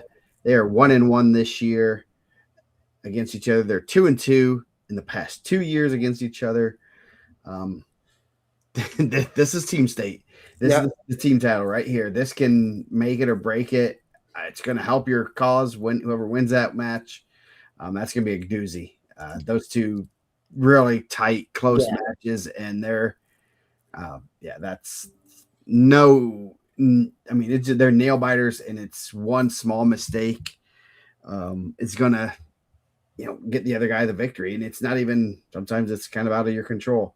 I got number 10, Richard Rogers. Great senior year, punching his ticket after pricing 2 years ago and getting a number 1. He has Trip Hazley. His buddy Trip Garner did not make the state finals, unfortunately, so we could have 2 trips. He didn't make the trip? No. Okay. That's a Joe joke. I had that one on my sleeve. Here all week, guys. Don't forget to tip the waitresses. Yes. Yeah. So remember, it's a 2-drink minimum because listen to us, you need lots of drinks.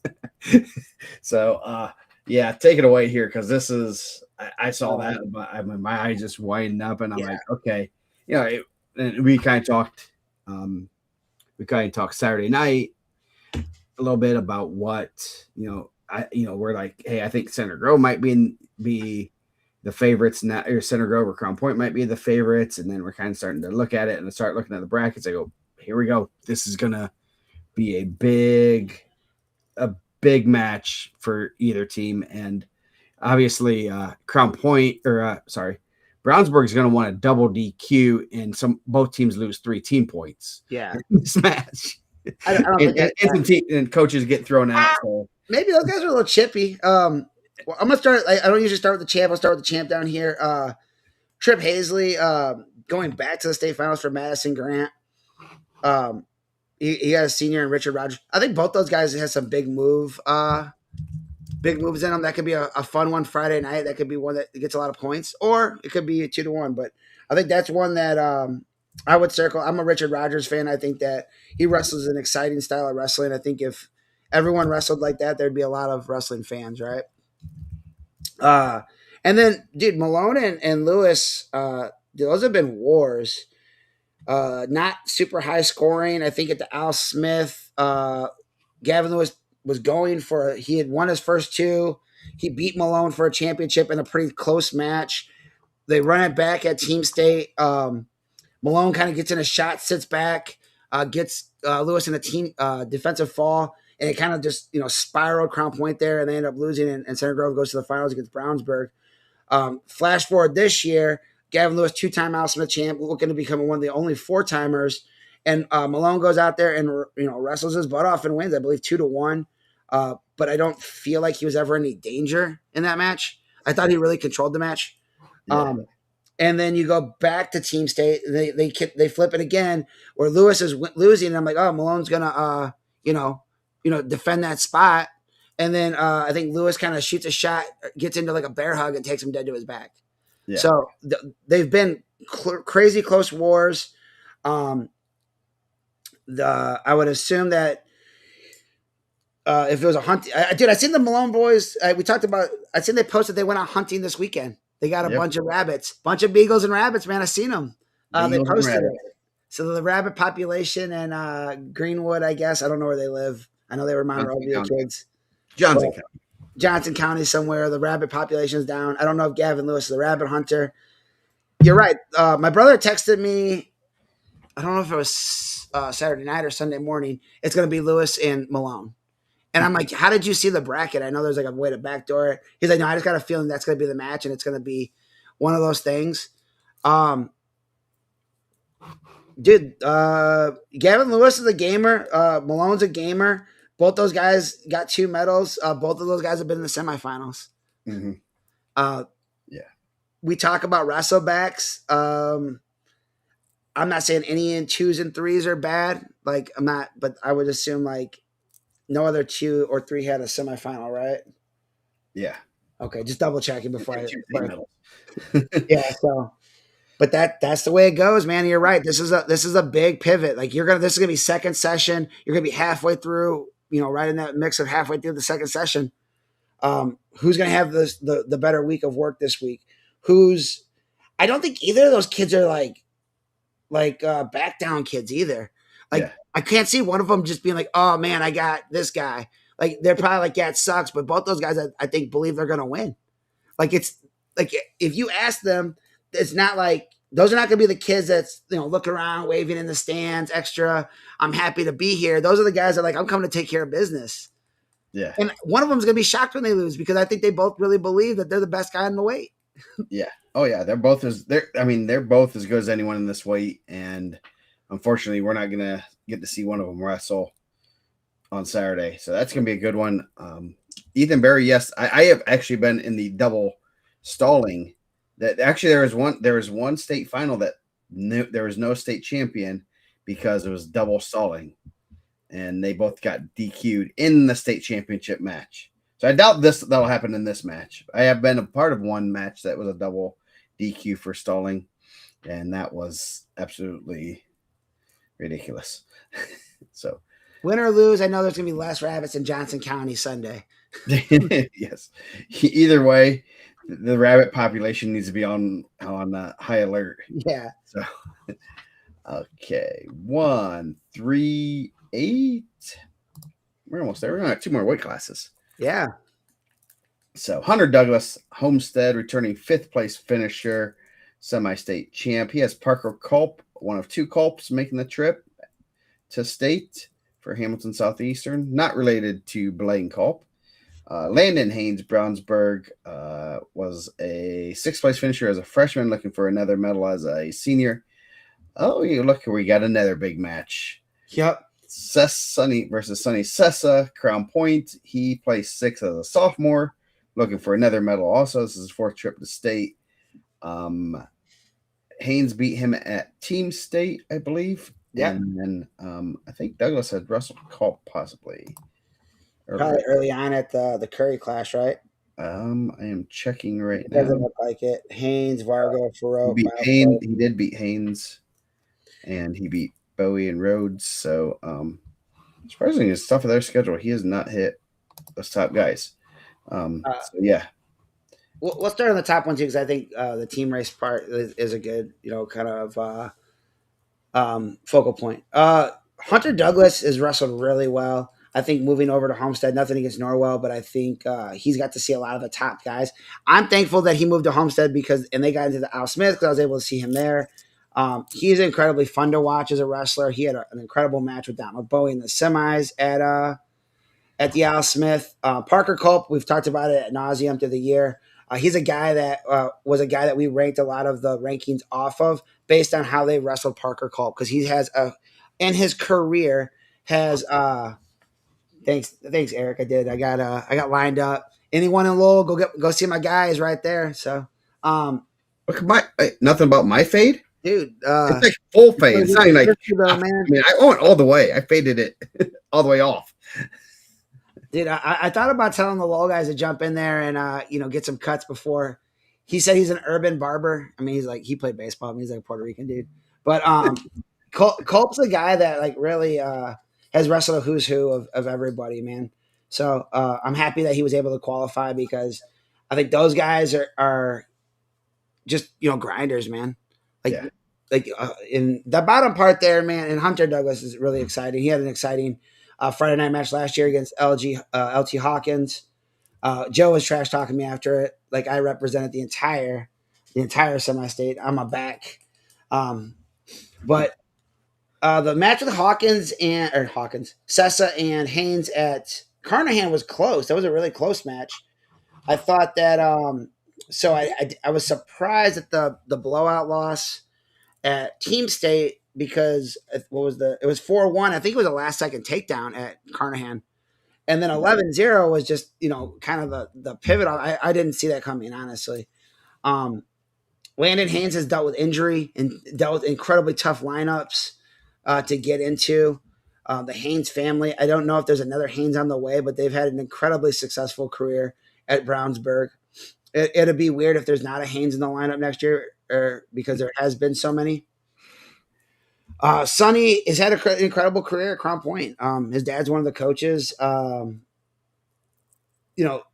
don't know if his record's always reflective of how good he's been, because they wrestle such a tough schedule, and he's been in there. He's been in some really tough weight classes. He had a heartbreaking Friday night loss last year. I think to Peyton Richard, and that's going to be a big one, man, just for team points. If Crown Point's going to win, they're going to have to reverse some of the losses that they've had, and they're going to have to win some of these matches, including, obviously Gilu and Sessa. Those are matches that maybe the momentum could ride, But if it starts going sideways, if you lose a Powers, if you lose a Strayer, you lose Gavin Lewis, then it's starting to feel like that doom and gloom, right? We've seen it happen before. Yeah. And but on the other side of that, if Powers can, reverse a loss and Strayer reverses a major and Lewis wins on a last second takedown, because I can't see that being a blowout. And then you come in and then now you're rolling momentum. The coaches are happy and, so, that's kind of how it goes. Yep. And Brownsburg here in a good, what they probably feel is a good position. Haynes could have drawn into a lot of other guys. Yeah. Somebody you have experience wrestling against. You wrestled him twice this year. And even obviously he lost to Douglas earlier in the year, but that's not a match that you can't flip the script come Saturday morning. And now you're punching your way to the semifinals. Yep. A lot more points. I mean, this is a spot where I saw Brownsburg. This is one of those pivoting points with Brownsburg that they're not out of it by any means. I don't think they have a lot of, this is one of their spots where they can go from anywhere from 0 to about 12 to 15 to maybe even 20 points here.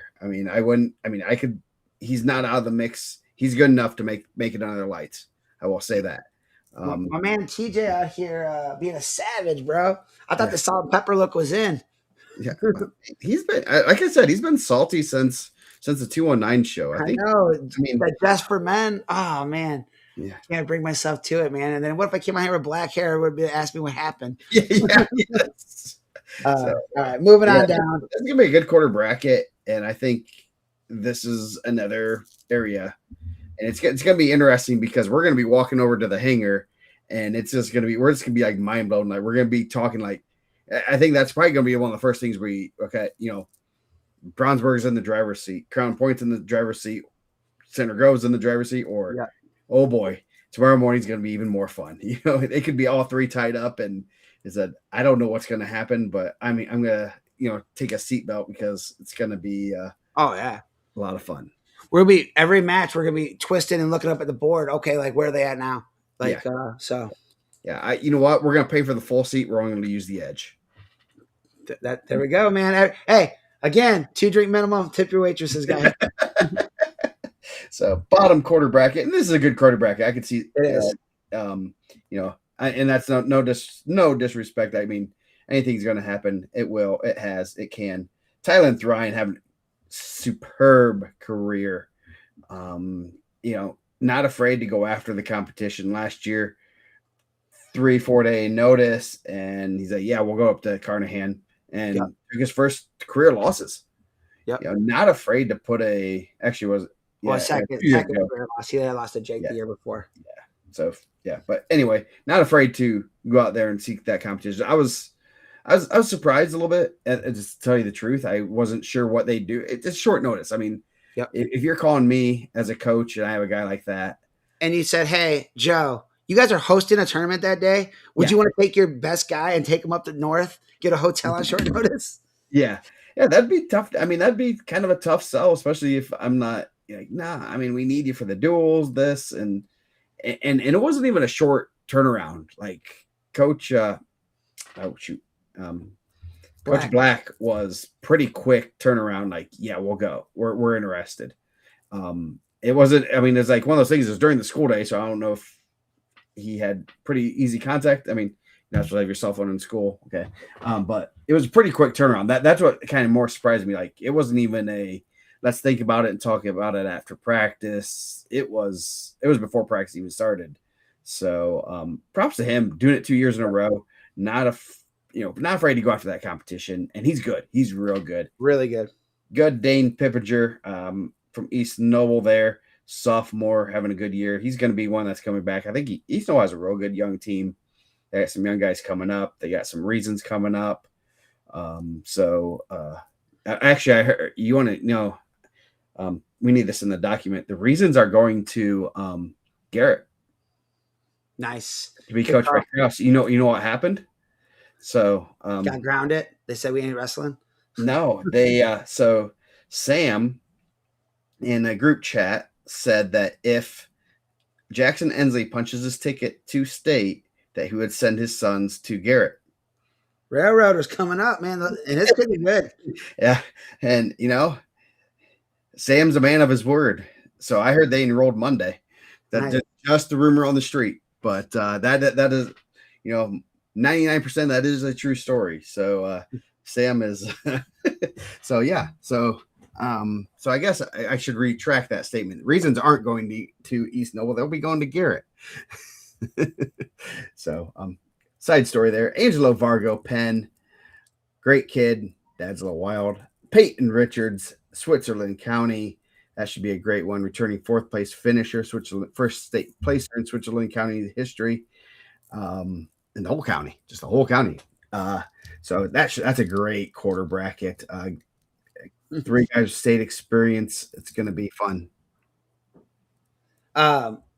Yeah. So, Vargo, I think he lost a year to injury, a returning state qualifier. His dad is probably like, what do you think, the 5th best podcast host in the state? I mean, and we're probably up there. They, I mean, yeah. I mean, and then, I put him over at Rex and Dane, so he's at least. No, that's what I said. Highest he's going to be his 5th. And then, that's a tough one, man. Peyton Richards really good. Obviously, we just talked about how he had a good win over Sonny Sessa last year, Friday night. Ran into the state semifinals. He has a couple losses this year to Tylen Thrine, who we're about to pivot and talk about. Tylen Thrine has a win over Dane Pippinger by Tech Fall. Tylen Thrine, champ, third. He's never been anything but the semis. Probably the star of the show. The year he won it as a freshman, I think everyone was, like next 4-timer. Obviously, he ran into a guy that went on to win 4 of the last 2 years. His only losses in the state tournament, I think his only losses or now he has Braylon. But that could be a really good match because I think the Richards and Thrine match, and this is one of those things, if you go out and get those matches, does it pay off in the long run? And I'm not saying that Vargo can't beat Richards because that's not, but I'm just, going a different route with Richards went out of his way to go to the Carnahan. Mm-hmm. He lost to Thrine there pretty tight, 7-6. He loses them 2-0 at the Spartan Classic. Now you're getting him in the state semifinal or the quarterfinals Saturday morning. Does that pay off for them, right? Mm-hmm. I think, but if you're Peyton Richard and you're Switzerland County and you're looking past Angelo Vargo, like he's incredibly explosive. He's really good. But in Vargo and Thrine had go back, flash, rewind to, I think Vargo 7th grade, Tylen Thrine 8th grade, middle school state, probably one of the most exciting matches there. That might've been like a 25-25 match. I believe Vargo won that match. So that was with the old scoring too. Yeah, those are 2s and 3s, boys.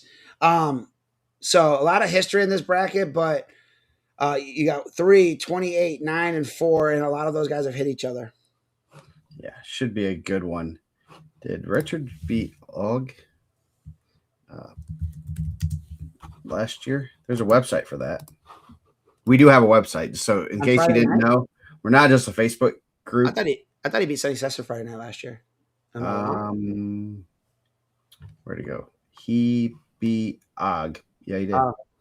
Good pull, Ethan Berry. My fault. Yes. Yeah, good one. Sometimes we're wrong. I've been wrong. I find my bracket. My tab. There we go. Come follow me, Ethan Berry, section 14. I'll get you a knockoff. I'll get you Kona ice, not even shaved ice no more if you want that. If that's the kind of garbage you eat. Yeah. So Evan Stanley, 2-time placer, 1-time Illinois, 1-time Indiana. So, TJ's on it, man. Time out. We've missed TJ in the chat here, man. It must be a slow night at who'syourmat.com is the website, or who'syourprepwrestling.com is also a great website too. So all right, let's move on down. We'll get past that. Stanley of Lowell versus Eli Hedges from Heritage Hills. He hasn't quite hit the 50 match minimum for Heritage Hills. Colt Goodman, number 15, Eric Hunt. Western had to grow good, Al Smith. And number 19, Colt Goodman, Franklin Central. Should be, Stanley's in a good spot here. Obviously, he wants to be under the lights this year. Yeah. I think that's kind of the trajectory, right? Yeah. We'll throw that bottom part. I think Cole Goodman had a really good day at Newcastle to punch a ticket. I think I don't know if he was projected to win that quarter bracket. I'm sure everyone with the flashes had him picked. He's really tough. He's had some really good wins. Eric Hunt coming down a weight class, I thought it was a really good move, and they did it the right way. They were telling us for a while that he was just making his way down. He would be down for Al Smith. Had a good showing there. 30-3. He comes from a really good wrestling family. There's been a handful of Hunts wrestling for Western that's had a lot of success. Yeah. That'll be a good Friday night match. Obviously, it's 14-19. Eli Hedges had spent some time in the rankings or right on the cusp of the rankings. Tough one there. Evan Stanley, fourth in Illinois, third in Indiana last year. Had a really good match with Schaefer in the semis. And then the next stop's the lights. So I think he's in a good spot to be in the semis again. And obviously he's opposite of Hunter Douglas and Landon Haynes and all those guys up there. But number 2 is going to be in the bottom bracket. So could be an exciting day. Yep. So bottom half or bottom quarter bracket, Henry Farrow, Belmont, 2-time qualifier, looking for his first ticket. He will have a tough Donald Bowie from Warren Central, who was 6th last year, battled 2 really good juniors. Mason Gales, returning state runner-up. He has Caden Morrissey, Ileana Christian's first ever state qualifier. Congrats to him. Congrats in Indiana. They've had some in Illinois, but in Indiana. Okay, in Indiana, yeah. What's Ileana's nickname? The Vikings. Vikings. Okay. They're pretty good in baseball and softball. Yeah, that's what Greg Rakestraw said. And I didn't realize, it seems like I didn't realize they've been fully sanctioned in IHSA for about 5 or 6 years from what he said. And it seems like it's been more recent, but I know they've had some girls that did pretty well because they were able to wrestle the girls association. There was a couple things I forgot. If on the top part with Stanley, if we can get a Stanley Thrine finals match, that was a really good match at the Carnahan. I think it was 12-9, back and forth, and Stanley won the weight class with Vargo and Thrine when they had that shootout. So we'll go back down to the bottom. So and Sessa did lose. He lost to Jack Davis. Jack Davis, man, my hidden gem of Indiana. I should have known that was a hidden gem of Indiana because I talked to those guys down at the hangar. Dang it, man. Dang. Yes. So now we have to pay Springle money for using his gimmick. I know. We're trying not to. Right off the bat, that's going to be a really good one. I was really Henry Farrow had a really good Al Smith. 46-2, 2-time qualifier now, or 3-time qualifier now as a junior. Donald Bowie, he beat him 2-1. Donald Bowie's had some really exciting matches at the Al Smith. That's going to be a good match. I think obviously a 2-1 match a couple months ago. Warren Central always there for the for the big matches and exciting, and they'll throw some flair in there. We're going to talk about some Warren Central in about probably 15 minutes. Yeah. 20 minutes maybe. That's going to be an exciting match. And obviously not as heavy of the team projections, right? But I think that's one that I look at and I'm like, dang, bro, that could be a match that's, ride outs. It could be a last second takedown, or it could be a blowout. But I think that'll be a close one. Yeah. Bowie is not afraid to wrestle overtime. Not at all. Exciting. He had a really exciting match with Angelo Vargo at the Al Smith. So he had a really exciting match with Hunter Douglas at the Al Smith. Warren Central goes to the Al Smith and makes exciting matches, man. Yeah. You're gonna get some guys that are gonna and they're gonna get the crowd into it, man. They I don't know, not that they're bad guys, they're great kids, man. I don't know why the crowd will boo them sometimes. I don't know. But obviously Belmont's, Belmont, they have a huge tradition. They're really good. And having a Farrow at Belmont just seems right. It just seems like everything's right in the world, right?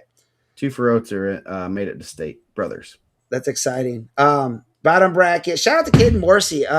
4 coming out of the Crown Point Regional. We talked about the Crown Point Regional depth yesterday and how they dominated the East Chicago semi-state. Basically, the Crown Point semi-state via East Chicago now. He knocked off a really tough Origel. I see there was a little back and forth on the board for that. I didn't see it till afterwards, and I know. Talking with the Chesterton coaches, he had a ranked win at the regional first round. They said he was incredibly strong. So shout out to Ileana Christian coming to Indiana get punch and take. I think Indiana Christian could be a sleeper program in the region in the upcoming years based on their proximity and where they're located, um, and just kind of that they invest a lot of money in their sports. Like I know they're upgrading their school right now. Like we've talked about them having success in baseball and softball. But he has a pretty tall task. Mason Gales, number 2 in the state, so 1 and 2 on the same side. Mason Gales, a senior, he's going to Purdue or IU. IU, Purdue. Purdue, following his buddy to Purdue. 5th in the state, a runner-up last year to a really tough Revan Dickman. 36-4. That's gonna be a good one, and I believe he seated higher. He was seated higher at the Carnahan, I believe, right? Than Stanley was. Yeah. So Should be interesting. Yeah, looking forward to this weight class.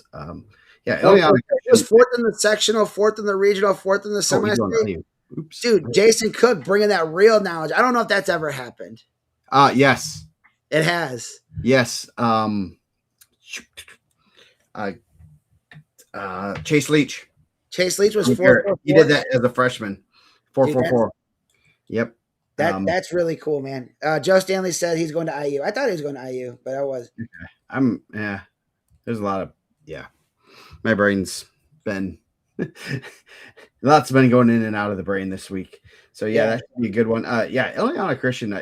It's one of those things that I mean, we said it last week or 2 weeks ago when we were talking about the sectional titles with Modern Day. You're recruiting. You are recruiting kids, and you got to obviously when you have a Christian school, that's a big sell. But also things like having good sports helps sell your school to kids.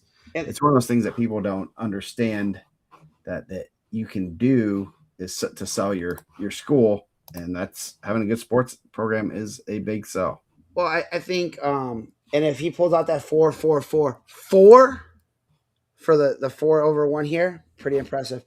Yeah, Indiana Christian's in a good spot because I think they can pull from they're a smaller school. So if you're a Crown Point kid or you're a Lake Central kid, they're kind of in that area over there. Even like Lowell is getting pretty big. Yeah. Hanover Central is a closed district right now, so you have to live there. It's just a spot where you can kind of jump in, and they're pulling some kids from Illinois, so they're right there, like in St. John, basically.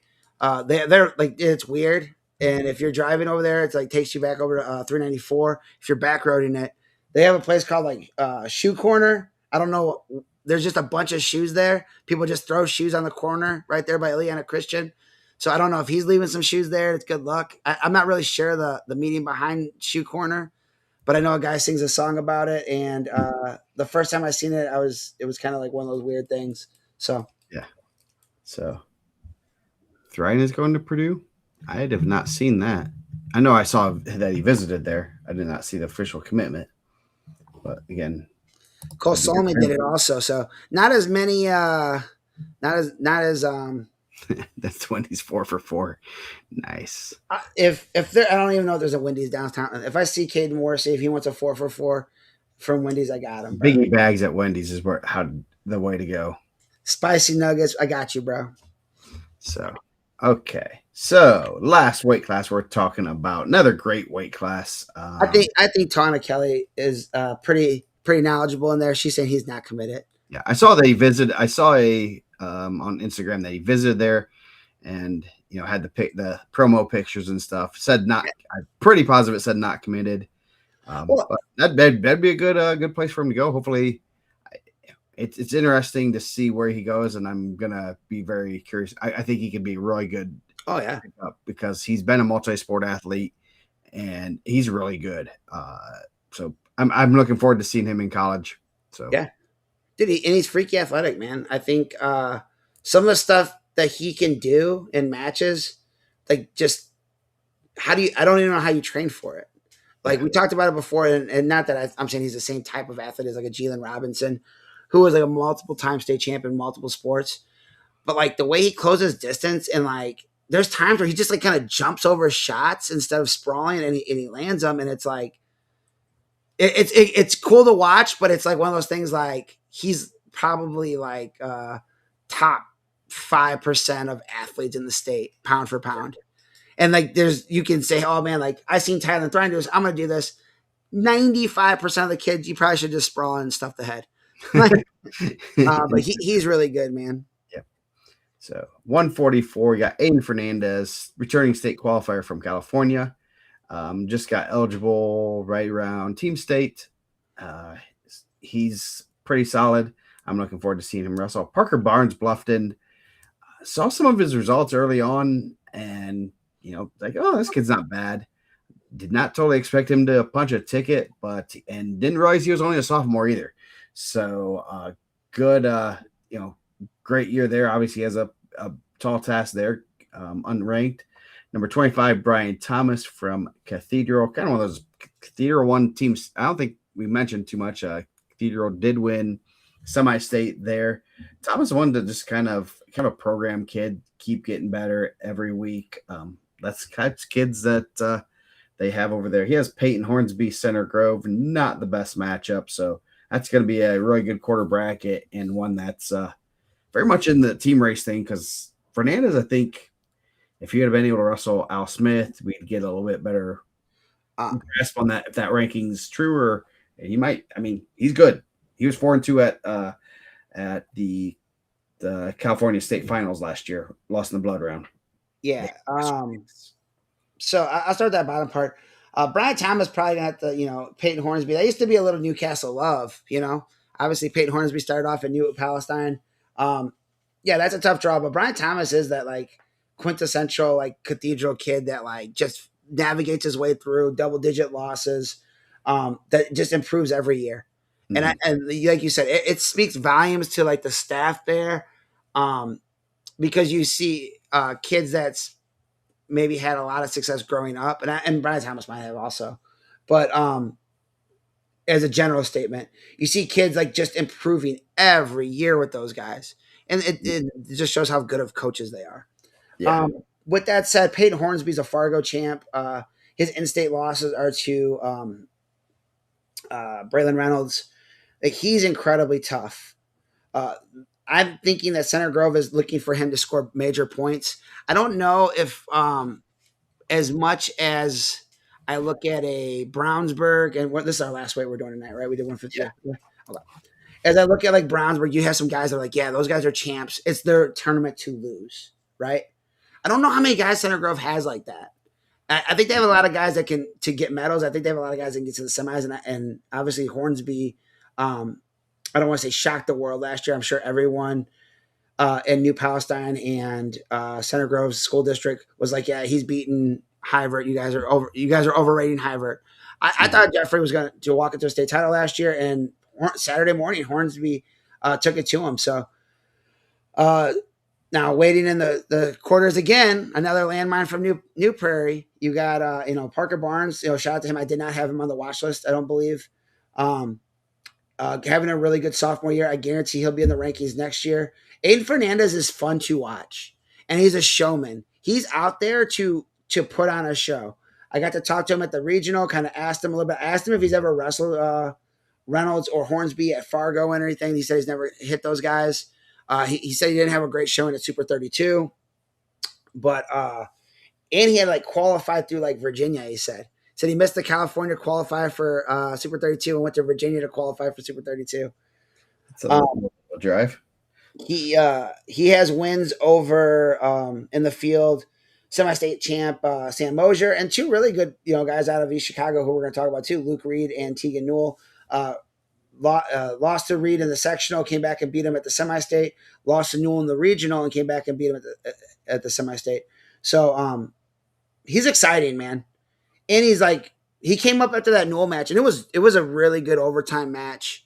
And he was like, oh man, like, yeah, it was a tough loss, but like, I think we put on a show. And I'm like, yeah, dude, like for real. So like, he's a kid that wants to go out there and wrestle well. So I'm excited to see that match with Hornsby. His snaps and his hand fighting is really good. Obviously, he's a New Prairie kid. They do a great job of that. But his attacks off that are really good. Yeah. Yeah, that's in all honesty, that's kind of a scary, as an opponent, have someone that's not really worrying about the wins and losses, just going out there trying to score points. Those are scary kids to wrestle because you know what? They don't stop coming. And that's a that's a kid that the, it's wrestling is big to them. Obviously, it's very important to him, but at the same time, if it's not the winning and the wins and losses aren't the end all be off. He wants to just go out there and try to score points and stuff. That could be. I mean, Hornsby's fun too. Yeah. So Oh that could yeah. be a wild Saturday morning match. I'm kind of looking forward to that because I haven't seen Fernandez wrestle, and I know Hornsby's really good, really tough, and that could be a barn burner right there, right Saturday morning, and teams both all still jockeying for position. Yeah. And like obviously, like Hornsby, and I think he ended up teching Newell, and then Newell and Fernandez has been good matches, but styles make matchups, man. That's a lot of offense. Mm-hmm. Yeah.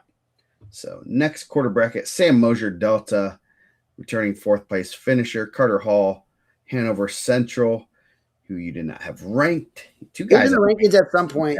man, this top bracket, you just got pummeled. Yeah. Asa Spencer, Evansville Mater Day Jr., number 14, and Adam Brewer Batesville. This bracket is the best chance for someone to get to the for an unranked wrestler to get a medal. I guess the 190 Anderson was a Lucas Anderson was a semi-state team. That's probably the best. But might be the first time ever having all ranked guys with state placers. But this should be an interesting quarter bracket. Mosier's in a good spot to make the semifinals again. Yeah. Asa Spencer had a really good ticket round match. Also, another guy coming over to Mater Day this year. I would say I did sleep on Adam Brewer. I think it's tough because I don't get to see a ton of Batesville results. But he's had a good year, so that one probably did slip through the cracks a little bit for me. Carter Hall, that was a tough one, man. He had been in the rankings a little bit. He had a couple losses to Dalton Robson. He had a really tough loss to Ryan Kokendorfer of Garrett at Team State. But the four from Crown Point Regional all punched their tickets here, and that was kind of what everyone was saying that and I think the top five there could have been really good because I thought Dalton Robson was tough. But that'd be an interesting match. Did they hit each other head to wrestle that at Team State, right? No, he bumped up to wrestle Joe Pawn. So they got some tape on him. Mosier obviously wrestled Joe Pawn. Carter Hall is exciting. When he wrestles his match, I think that he's really good. But I think he's, obviously what happens to a lot of young guys, he tends to wrestle the pace of the other guy he's wrestling. I believe he's from like Newcastle, or not Newcastle. I think he's from Evansville. I don't know how they ended up in the region, but I thought they said he was a Mauer Coughlin kid growing up. But Sam Mosier does a great job. He's a guy that holds position well. He's a guy that I don't feel like is going to beat himself, and that's going to win him a ton of matches. He got him to the state semifinals last year. He's really good. I think that's a guy that's never going to put himself in a position you're like, what are you doing? Like, he holds position. He listens to coaching well. He's come from a long line of wrestling family. So, yeah, you're right. He put himself in a really good position there to make another run to the semifinals. Yep. So the last half bracket we're going to talk about Cash Mays, Zionsville, coming over from Brownsburg, having a real good junior year. Keegan Yoakum from Franklin Community, having a real good senior year. I think he's been in the mix, had some good wins over his career, and punched his ticket to state. Not obviously the best draw there. Luke Reed, returning fourth place finisher. He has Gabriel Myers from Belmont, sophomore, runner up in Fort Wayne. So that could be, some good matches right there in that quarter bracket. Yeah, I'll start on the bottom part. Gabe Myers, sophomore, 21, in the state. He's tough, man. Obviously, Belmont's one of those programs where you see a lot of names that have been in that history of that program. They had their all their third placers, I believe, this year at the Adams Central Belmont match, and it was a lot of. I mean, they might just pulling dads and uncles out of the stands. Like like you had a lot of the same guys that are wrestling now that's been in that program and that community, and I think that's really a really cool thing. I know we used to go up and watch the main event when Perry Meridian and Mishawaka were there, and it would just be cool to see a lot of the Belmont alumni come back and watch. Mm-hmm. So, a huge wrestling community. With that said, Luke Reed's a dog, man. Luke Reed's a guy that's going to go at you for the entire period. Not only that, he's a really good jiu-jitsu guy. I think he's like won some international stuff jiu-jitsu wise. A state semifinalist last year. Doesn't care if he's winning, losing, he's attacking, and I like that about Luke. Works hard. I know he's in that how room with those guys all the time, wrestling some of the best guys that we've talked about. So like he's kind of put in a good spot here. I think of the twos, maybe that's probably or the threes. He's a three of the guys that were two that might be the best spot for him. But I think don't sleep on a Myers from Belmont Friday night, right? Top part of that bracket. Keegan Yoakim, what'd you say, Yoakum? Yoakum, like Dwight Yoakam. Yeah. Dude, he's got one hitter quitter, right? Like he's tough. He put on a show last year, I believe, at the sectional. He's a guy that's dangerous. A lot of the Tante trained guys are very dangerous. They're never out of matches. If you let up for a second, he's a guy that could put you away. Not only do they put you to your back, they put you away. We talked about it at the team state, right? Like we did. Well, it's one of those things that like when those guys get you to their back, it's not like, oh, we're trying to tilt you or we're trying to get you. They're like going for falls. Like they understand the assignment. Like if we get 6, we're winning, right? Yes. Cash Mays, like we talked about the Brownsburg staff and school district. He just a tough spot, man. Obviously, the number 1 ranked wrestler in the state is in his weight class, and they were cool with him. Hey, man, we want you to go somewhere and compete. Mm-hmm. And it takes away from our depth, but we want you to go compete. Yeah. And I don't know if that was the conversation, but like I'm thankful that they are the program that they are, and they allow guys to leave because there is some programs, some top programs where you've seen eligibility be held. Dude, you've seen like mid-level programs hold eligibility, and you're just like gutted for those guys. Yeah. I talked to Snyder about this a couple years ago, and it was over the summer, and he was talking about one of the guys that was looking to possibly transfer, and he was kind of like trying to facilitate, like, hey, what about here? What about there? And he said that he had talked to their AD. He's like, this kid needs the opportunity to wrestle. Okay, yeah. I don't want to block his transfer. And then they switched it. They got a new AD, and he was like, he was like flabbergasted to be like, damn it, I wish they'd have transferred before, so that the old AD would have signed everything off. Yeah. And everyone signed off. Obviously, the kid was fine and everything, but he was kind of worried that now we're just in there just transferring pretty locally. So I mean, dude, and we want to see these kids wrestle. We want to see Cash Mays wrestle. We want to see him wrestle in JV. I don't want to talk about what Cash Mays could be doing when he can be doing it. And we're in a state where you're not allowed to enter multiple kids in the bracket. Mm-hmm. Like I'm happy that he's there, and he went out and won Newcastle. Yeah. That speaks to like how good that program is. Like the guy was he was their 6-pounder as a freshman, right? No, yeah. He was, and then and has been it was a backup last year, but he was really good. He was really tough. And then he gets in the lineup for another school at Zionsville, and good for Zionsville, man. You guys got that's a good program. Those are good coaches. I believe his dad coaches there too, right? Yeah.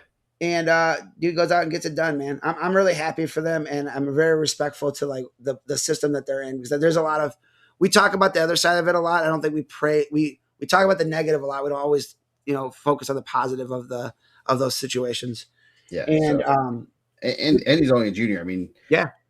And that's a spot where Brownsburg is like, man, obviously he would be in a rough spot this year, but man, next year we could definitely use him with some of those, with Gibbs and Parker Reynolds graduating, easily right back in that lineup. But you gotta do what's best for the kids. They're kids. They have 4 years to do it.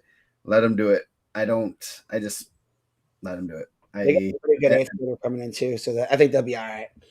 Yeah. So last quarter bracket, Malachi Tholner from New Haven, tough sophomore, lost a close one in the ticket round last year. Yes, Tegan, aka Tejon, New Ed. 0 Tejons this year in the bracket, East Chicago, man. Yeah. Returning state qualifier, placed 8th as a freshman. 6-10. That's not an easy match. Both are kind of gonna be tall and lanky. That should be a good one. I wonder if they've hit each other in some of the offseason stuff. I know Tholner wrestles a lot. Braylon Reynolds, number 1 in the state. turning runner up. He has Stephen Hunter, Lawrence North, and a program that I mean they're doing a great job there. Coach Avon, crew, and Wesley Bernard, super great guys, and I think they're a little bit they're a little bit crazy, but I think that's perfect for that program, and they're getting those kids to wrestle real well. Braylon Reynolds a couple years ago in Evansville had a big quarterfinal match against Crown Point, so I'm sure Tejan is looking to enact some revenge there for the Bulldogs in the quarterfinals, possibly. So a team race, I mean that's a team race. You don't have a crazy circle like that. Reynolds is really good, but at the same time, they're going to be hitting up, and Crown Point Newell could easily be in the semifinals in any of the other quarter brackets. Now he's got the number one guy though. Yeah. And Newell's losses are that 11 losses like a who's who of Indiana. Like we talk about the pivot guy. Oh boy, before, like he's hit all of them. And his dad lets me know every single time that they're about to smash these rankings. Yeah, that'd be an exciting match. Is Stolner got red hair also or no? yes. Dude, ginger matchup. Let's go. Somebody's soul is going home. Dude, let's go. So like that'd be a good one. Teague's wrestling really well. Like obviously he won a really tough regional with Fernandez and Luke Reed. He holds position well. I think he understands wrestling at a high level. Like sometimes I think he gets caught like at the Mount Carmel duel last year, roughing his own matches. I don't think you need to do that, but like he's really tough. He holds his distance well. He's scrappy. He's a guy that like just kind of goes out and wrestles. He doesn't care. And Thulnar, like obviously was in a really tough room last year, getting a lot of work with Easton Doster. I had him like punching a ticket last year. Like you said, he was upset in the semi-state. But that'd be a good one Friday night. And I believe if I've been wrong a couple times on the show tonight. Last year it was Tegan Newell versus New Haven up at 150, coming down to 44 because I believe he had Easton Doster Friday night last year. Yes. So they're familiar with that purple singlet. He's going to try Bulldog on Bulldog crime going on here. On Bulldog crime. Bulldog on Bulldog crime, right? Man, you got three Bulldog. Man, we're going to have to change Lawrence North from the Wildcats to Bulldogs. Bottom part, Braylon Reynolds, one of the most exciting wrestlers in the state. Super athletic, super strong. Dude put on at the Iron Man, hit a mixer, comes back, wrestling Clinton Shepard. Shepard's on at 44. I think he was like in the distance of a major, at a major, hits a mixer on Clinton Shepard. The whole Brownsburg side goes crazy. And then he puts his glasses on like he's Superman, right? Then he's just regular Braylon Reynolds. He takes them off, then he goes. He's exciting, man. We talked about it at Evansville. He had a huge win. I think that was kind of part of the derailing of that Crown Point train. They were trying to be the top team of all time. I don't know if that was the first match that didn't go. I think maybe the genders match might have been the first match that didn't go their way. But he had reversed 2 losses. Now, foreshadowing, those matches were much closer than the Newell and Reynolds matches were. Yeah. But Reynolds and Hawkins were very close matches that Hawkins had won. Flash forward, Reynolds won that one. Now in a similar situation where you have the defending champs trying to break, go for another one, and you got another Bulldog maybe trying to knock that out. I do think that Teague went at Braylon pretty tough at Team State. He ended up getting teched, but he came out the gate fire, and I was like, oh, okay. Like, yeah. I'm gonna say out of this quarter bracket, Bulldogs in the semifinals. Yeah, I mean, now Stephen Hunter's about to wreck shop. Don't sleep on those guys. Well coached, good athlete. 34-5. Just tough draw, man. You get the number 1 ranked guy. That guy doesn't get number 1 because he's, someone's buddy. Dude was 30 or probably less than 30. You think 5 seconds away from being a state champ last year? Yeah. To a guy that beat his 3 seconds and I mean, in a call that I still don't know what the right call is. I think, and then you watch and you're like, oh man, like Schaefer, that was a really good match. It was a great match. And then you pivot and you see Schaefer go out and beat Jake Hackaday at the Greyhound Open, and you're like, oh, So Schaefer's the real deal too. He's pretty good at these last second takedowns. So Yeah. So yeah, good break weight class. As Coach Cook said, Reed beat Newell and Fernandez first. yep. Newell beat Fernandez and Reed next, and then Fernandez beat Newell and Reed. So I don't know what that means, other than they just, I mean, three really good wrestlers trading wins and losses. So it should be And kind of three guys that do it differently too. yeah, three totally different styles. So that's interesting. So that's our Team race is going to be awesome. It's going to be a really good team race, I assume. And we're saying Brownsburg, Center Grove, or Crown Point, and watch it be like New Prairie. Watch it be Lowell. Like, yeah, Lowell has some horses, and so does New Prairie. New Prairie they both have some guys. They have 3 or 4 guys that can really make things interesting if the other teams kind of falter and they stumble, and you're gonna. I mean, it should be interesting. I'm looking forward to it. I know that's probably going to be a lot of what we're talking about Friday night is who's aligned best for the team race. And at least we know my boy Lorik ain't going to lose any hair. Yes. So we are going to rank, and I need to find it because I had the thing. I don't know the best way to do this because John Teal, Delta, dude, shout out to Delta. They have been wrestling well. Shout out to Coach, the count, man, also. So yeah, we encourage you guys, if you're in the chat, if you want to throw up your favorite singles all the time as we go, go for it, man. We have a consensus number 1. We're gonna do top 5, but we have a consensus number 1. We're taking it off the board because it's such a classic. We don't want to be disrespectful. So now, do I need? I want to show these, so I don't know how to do that. I think, but I don't know. I guess I'll just put it in the chat what our rankings are because I don't know any other way to do it. So I am going to share a screen, and these are some of the singlets that I was putting them together last night and today to kind of. Whoop, we want that right there, and I'll highlight the ones when we go over them. Come on, put that up there. Put that up there. What's going on here?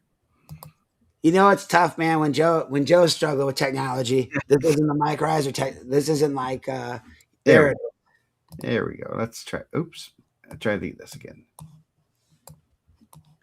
All right. Okay. There we go. Okay, we're good now. Is it Mike Reiser going first this time? Yeah. So okay. Let's do our number 1. We're just gonna say it. We know it. Now I gotta find it because I had a good one of it. I did put it up there. Our number one is the modern day. Where'd it go? I just put it. I know I put it in there.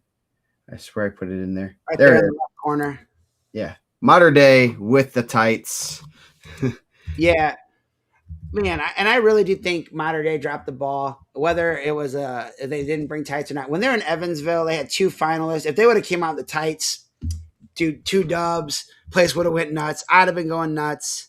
I think that'd have been pretty cool. But yeah, we both kind of said Modern Day, and we said, all right, we're taking that off the board. Yes. So Mike, number 5. So my number 5. I felt I talked to my guy Paul Maldonado today. He said South Bend Riley used to have some really cool finalist singlets. He thought that they were the first team to bring out finalist singlets. My first guy that I saw with finalist singlets, even though like it kind of went crazy at the point. First team I seen with it other than Lehigh, Griffith, the Alex Sertzis championship white singlet with the stripes with the Griffith on the front. After that, I felt like a lot of teams had that look, but he was the first one. Griffith was the first ones I seen with that. So, yep, that's a really good one. Yeah, that was just kind of iconic of them. They also had like the black ones that I think that Angel would wear. Okay, so I have. Okay, so my number 5. It's kind of 2 of them. It's actually 1, but it's the Lowell singlets. Let's see. Where's the black one? Darn it. I did not put these in good enough order. Okay. This isn't the best one. This is our guy It's Brendan Black Hobart singlet. or Hobart. That's what I meant. Sorry. Um, uh, Hobart Black with Hobart Black with is it Johan? Is that what they call Yep. him? Hobart. Coach Balish, the model for Johan, the mascot. This is pretty sweet. That one's really cool. They also had the other one. Where'd it go? It's down a little bit. Down. There. Yeah, that one's pretty cool too. That's the gold one. Bigger Johan in there. So pretty cool on the side. I kind of like. I'm kind of partial to the ones with the ones on the side. So those are pretty cool. Yeah, I thought those were really cool singlets too, especially Brendan Black, all black singlet. I thought that was pretty cool in the lights. Yep. So my number 4, I thought was really cool. The Castle singlet with the lightning bolt on the chest. We might see it again this weekend, but I think that's a pretty cool singlet. Yes, that is pretty cool. Yeah, I saw that one. I was going through some of the ones. I was like, "Ooh, I like that one. That one's kind of plain." I thought, plain, but it's really cool. Yeah, I thought Franklin Central, the year that I forgot who the guy was in the finals at 140. I thought he also had a lightning bolt on his singlet too, which was pretty cool. We couldn't find that one, but that one is pretty awesome. Yeah. So my number 4. I know you were going to go after this one. I claimed it. We did not. We did collaborate, so we do know ahead of time. Yeah. Is the gold pen singlet right there. Yeah. Drew Hildebrandt. I could do all gold sing. I love that one. That's pretty. I like the gold ones. They're really good looking gold singlets. Yeah, pen gold singlet. I can't wait to this graphic because I think this is going to get a lot of. I'm going to put this up in the morning. I'm going to do this since we're going to get done at a decent time. So pretty good one there. So, my number 3 has a lot of meaning to me, and I actually have a couple stories for it. The Calumet Thurman Stone State Finals singlet. So, for us at Calumet, like if you weren't varsity, I wasn't varsity as a freshman. You had to wear these nylon, high cut boys. I got a little bit of backside on me. I felt like I was hanging out a little bit. So you wanted that lycra one. So it took a lot to get to those. They had a special place in our heart. And the wrestling community, I told Joe this before we got on. I had to ask Watkins before. Calumet's high school colors are white and red. And the wrestling team uses black and maroon. And I had asked before, hey, why are we different than everybody else? He said that I believe it was Roland Beckham. When they very first got their singlets, they had they had white on their singlets, and that they wrestled so hard that they kept getting bloody that they said, we're just going to buy maroon singlets because it's already going to be maroon anyways. So they went with the maroon singlet and black so they can hide the blood when they're out there wrestling. Nice. Dude, shout out to my boy Thurman, still one of my guys. Bro, that's back in them days when 35 pounders were big. Thurman was a big 35. Yeah, yes, he was. He is huge in that picture. Dude, Thurman, and shout out to the guys. We talked about South Bend, Washington last night. Vince Minor, repeat from the semi-state. But yeah, Thurman was a big 35. We were talking about weigh-ins. I'd be willing to bet he was 65 in that picture. Oh yeah, there's the one at the tights that I could not find. Yep, and he got the number on it, so you can't even steal the single. Yeah, yes, so you can't even steal. So you have to turn that in. Coach Gable wasn't messing around. He didn't trust Coughlin there, did he? So my number 3, the Camden Eppert Anderson Highland plaid singlet. That was awesome. Yeah. I will mention. I know we were both probably have this on the honorable mention. The Highlander, the Floyd Central. That one's pretty sweet. That one was cool, man. Yeah. Those Anderson Highland when there was Brandon Wright and Camden Eppert, you knew when that singlet was coming out, it was going to be a war. So yes. And Warren always had the good singlets. We'll talk about Warren here in a minute. Yeah. My number 2, a little bit more recent. Those Mishawaka final singlets. Man, I thought with the caveman leopard print, the Joe Walker ones, I thought that was a really cool singlet. When they broke those out, there it is. This one, yeah, I thought those are sweet. That's a pretty dope singlet, man. Yeah, those are pretty cool. I like those. I wish there was about he would have worn that one more under the lights.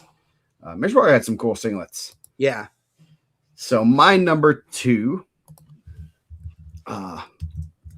is the Danny Williams Fire Warren Central Flames singlet. That's pretty sweet. That Warren Central overall has. I mean, we could have done top 5, both of us, with different singlets with Warren Centrals in there. Yeah, we were gonna put I that's in my honorable mentions. My number 1, the Cathedral Gold singlet with the green. Dude, I just think that thing pops, man. I think that's a really cool singlet. Obviously, we've seen that a bunch. They've had so much success, but when they bring that thing out, man, that thing's pretty awesome. Yep. Yeah, that's a classic, and obviously a great program, the Cathedral Gold singlet. So my number 1, a little bit, obviously I can be biased. I'm not gonna lie. The only ones in the state, the Carol Zubaz singlets. I believe Joey Warner likes to wear that one, so we might see that one at state this weekend. One of a kind singlet. I thought they were really cool. So had to go with those. I mean, you can't go wrong with Zubaz. I mean, good old Zubaz pants. Yeah. So yeah, that was one of the better ones. Our honorable mention list, obviously, you guys are probably looking at this and seeing, wow, there's a lot of good honorable mentions. That we have, and I'll say I like every one of Mike's picks. We made sure we picked the ones. We went back and forth. We didn't want to pick the same ones, and then like we kind of last night on the after show, we were like, hey, if you pick this one, I'll pick this one. Yeah, we had a draft, snake draft. So the honorable mentions for me, we kind of talked about it, dude. The whole Warren collection, man. Shout out to Warren Central. Those dudes got some cold singlets, man. Not only the Flames, they got that gold Warren one with the W. They got like a white one and a black one with like paint speckles. I like that one. That one's cool, man. The Trent Pruitt one. I think he's on your. This one here is cool. Like they got a really cool like thing of singlets. Joe had this one. That Tante. I want to see that full. I saw a little bit of it. But yeah, that one's really cool. I thought I had another picture. It has like a warrior on it. I'm sure Coach Tante has a better pick of that one. I think that was a really cool singlet, man. I seen that. I was like, man, the design on it, and so the TJ said it. The Hanover Central Baby Blue is up there for me. Like obviously you've seen a lot of really tough guys wearing that under the lights on the honorable mention, and then the Darren Elkins under the lights. That one. Yeah, right there. We got Petrov under there. Yeah. The Darren Elkins era Portage singlet. I used to call it the Lucky Strike, but man, I thought that thing was really cool. It looked like a pack of cigarettes on his chest, but those dudes probably weren't smoking. Man, maybe they were smoking cigarettes. I don't know. I thought that was a cool singlet. And then my last one, just because like of the guys that are in the chat that like knew Coach Vlink's Crown Point Bulldogs were very traditional red singlet, white CP with they had like these red high socks. And I think they started getting away from the high socks a little bit when Jason and Eric Roach were there. But the year that they broke out those white Crown Point singlets, I was like shocked that they had those, and it was pretty cool because it was such a cool like break from tradition, and like that group was so good, man. So those are I did not get the Crown Point one in the pictures. I will have to add that. If you Google Jesse Mendez, you'll see it. Yeah. So my honorable mentions, obviously, I like all Mike's picks. The Lowell old school. I believe that's the Marcus Shantube singlet too. Shantube. That's one of my favorites. That was one of the guys. I won't repeat too many of yours. I'm looking through the other ones that I had in my list. This is always an interesting one. The Tears. Yeah, I like the orange and black. I don't know if the Laporte Tears. That's what we call them. We have we had a set at Carroll. And they're the slicer, so it kind of works. It's kind of cool. Yeah, and it's pretty. I mean, it's the orange and black. I like orange and black. Obviously, I went to Finley, orange and black. I do like the Floyd Central Highlander one. So let me see. Let me continue my. That's a plaid, I guess. Not plaid, plaid. And where's another one? I know I have another one that I really wanted to. Someone did mention the sheriff one. That's kind of cool. Yeah. I like the, I guess, gladiator of the Chesterton. I thought that was pretty cool. Chesterton had a couple cool ones. They had a plaid one in there too. I think you had it with Brock Ellis on there. Yeah, they did. Uh, Mason Paris had some really cool ones that we saw. Yeah, so I think those are mine. I do have the Paris one in there as one. That was that one. They had the flames on the side. Got a tiger in the chest. Yeah, he had another one. I think I had another one of him. Yeah, I thought you did too. Yeah, right there, the big tiger there. That's pretty cool. So him and Frankie, his buddy Frankie. So yeah, some good ones there. I like some of the. I just saw this one late. The Roncalli. They're not the Rebels anymore, but they had some kind of cool, simpler singlets. They had that one, and then that Viduia right there, just the white and red. So and then the old Portage. That one looks like the oversized singlet. If we had that one like 5 minutes after that, it'd been covered in blood. Yeah. So there's a Chesterton one, Battle of the Plaid singlet, or the So a lot of cool singlets. I'm excited to hear people's what they are, what they think. I'm gonna make the graphic up tonight and run it in the morning. I gotta figure out exactly the best way to put them on there. But the Warren Central. I mean, we could have each done 5 of Warren Centrals, and I was like, man, I don't want to put too many Warren Centrals on there because I don't know. I like their colors are good. They were whoever's designed their singlets. Dude, they're the Oregon Ducks of the Indiana wrestling singlet world. Yes, they are. Yeah.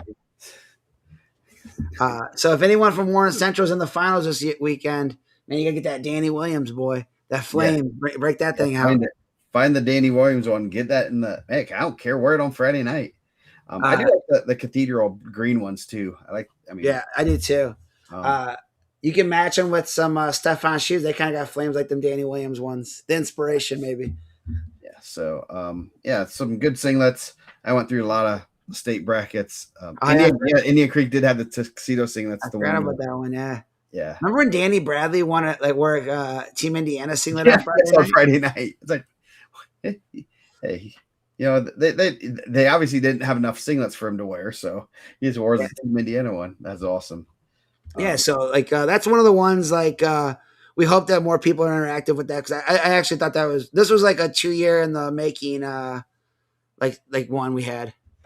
Yeah. There's a lot of good singlets. I hopefully people post the pictures because I'm gonna be like, we could probably make a top 20.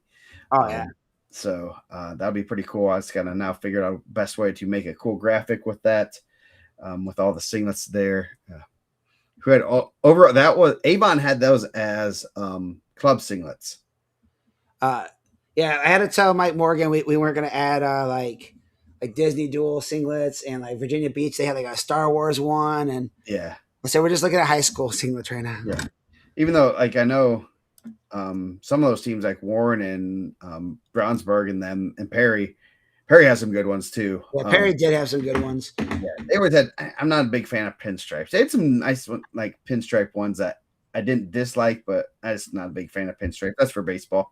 But some of those teams would wear their Disney singlets and say like Brownsburg Wrestling Club or whatever. Mike Morgan said his number 1 pick was the Nate Moore like Perry Meridian pinstripe one under the lights. I couldn't find a picture of it, but I thought that was pretty cool. Yeah, the Nate Moore. Hold on. You said Nate Moore. It was like a pinstripe one. Yeah. He was a Nate Moore would have been, I think, about 2002, right? Yeah, 2002, 2003, possibly. See, that's O'Brien, Paul Moore, O'Brien. Yeah, it takes a lot to wear a vertical stripe there. Yeah, yeah. There we go. Here we go. I can let me reshare this. This was the Mike Morgan pick. Um, let's see if we can share that one I again. think Nate Moore's doing some personal training in India or something. I seen that they posted. Dude did have some quads, bro. Yeah. Hey, there we go. There's that one. The baby blue with the pinstripe. They said he said that was his pick. So yeah, there you go. Not the best picture, but you get it. You get the picture. So yeah, that was kind of cool. That'd probably be about the only pinstripes I would pick. I don't know. It's been overdone up here, and so that's probably why I don't care for them. You know, who's the singlet? Oh, Menda. Oh, Uhl had a cool one. Who? Andy Uhl. I've never seen this one. I was just looking at that's Hector wrestling right there. Oh yeah. I've never seen that one. Right there. That's pretty cool. Hector Mendez wearing that classic-y Chicago. I feel like that was their singlet. Everyone had. I don't know if they had a secondary singlet. Yeah, sometimes sometimes those old, just the, no one change. Obviously, modern day has a couple different singlets now, but some of the old school ones that are just, kind of like the old Iowa type singlets. They do their thing. So, yeah. Yeah, Cosgrove had what we did say. Cosgrove had like the purple one that was like skin tight, and that was a high cut boy by a couple threads. Yeah.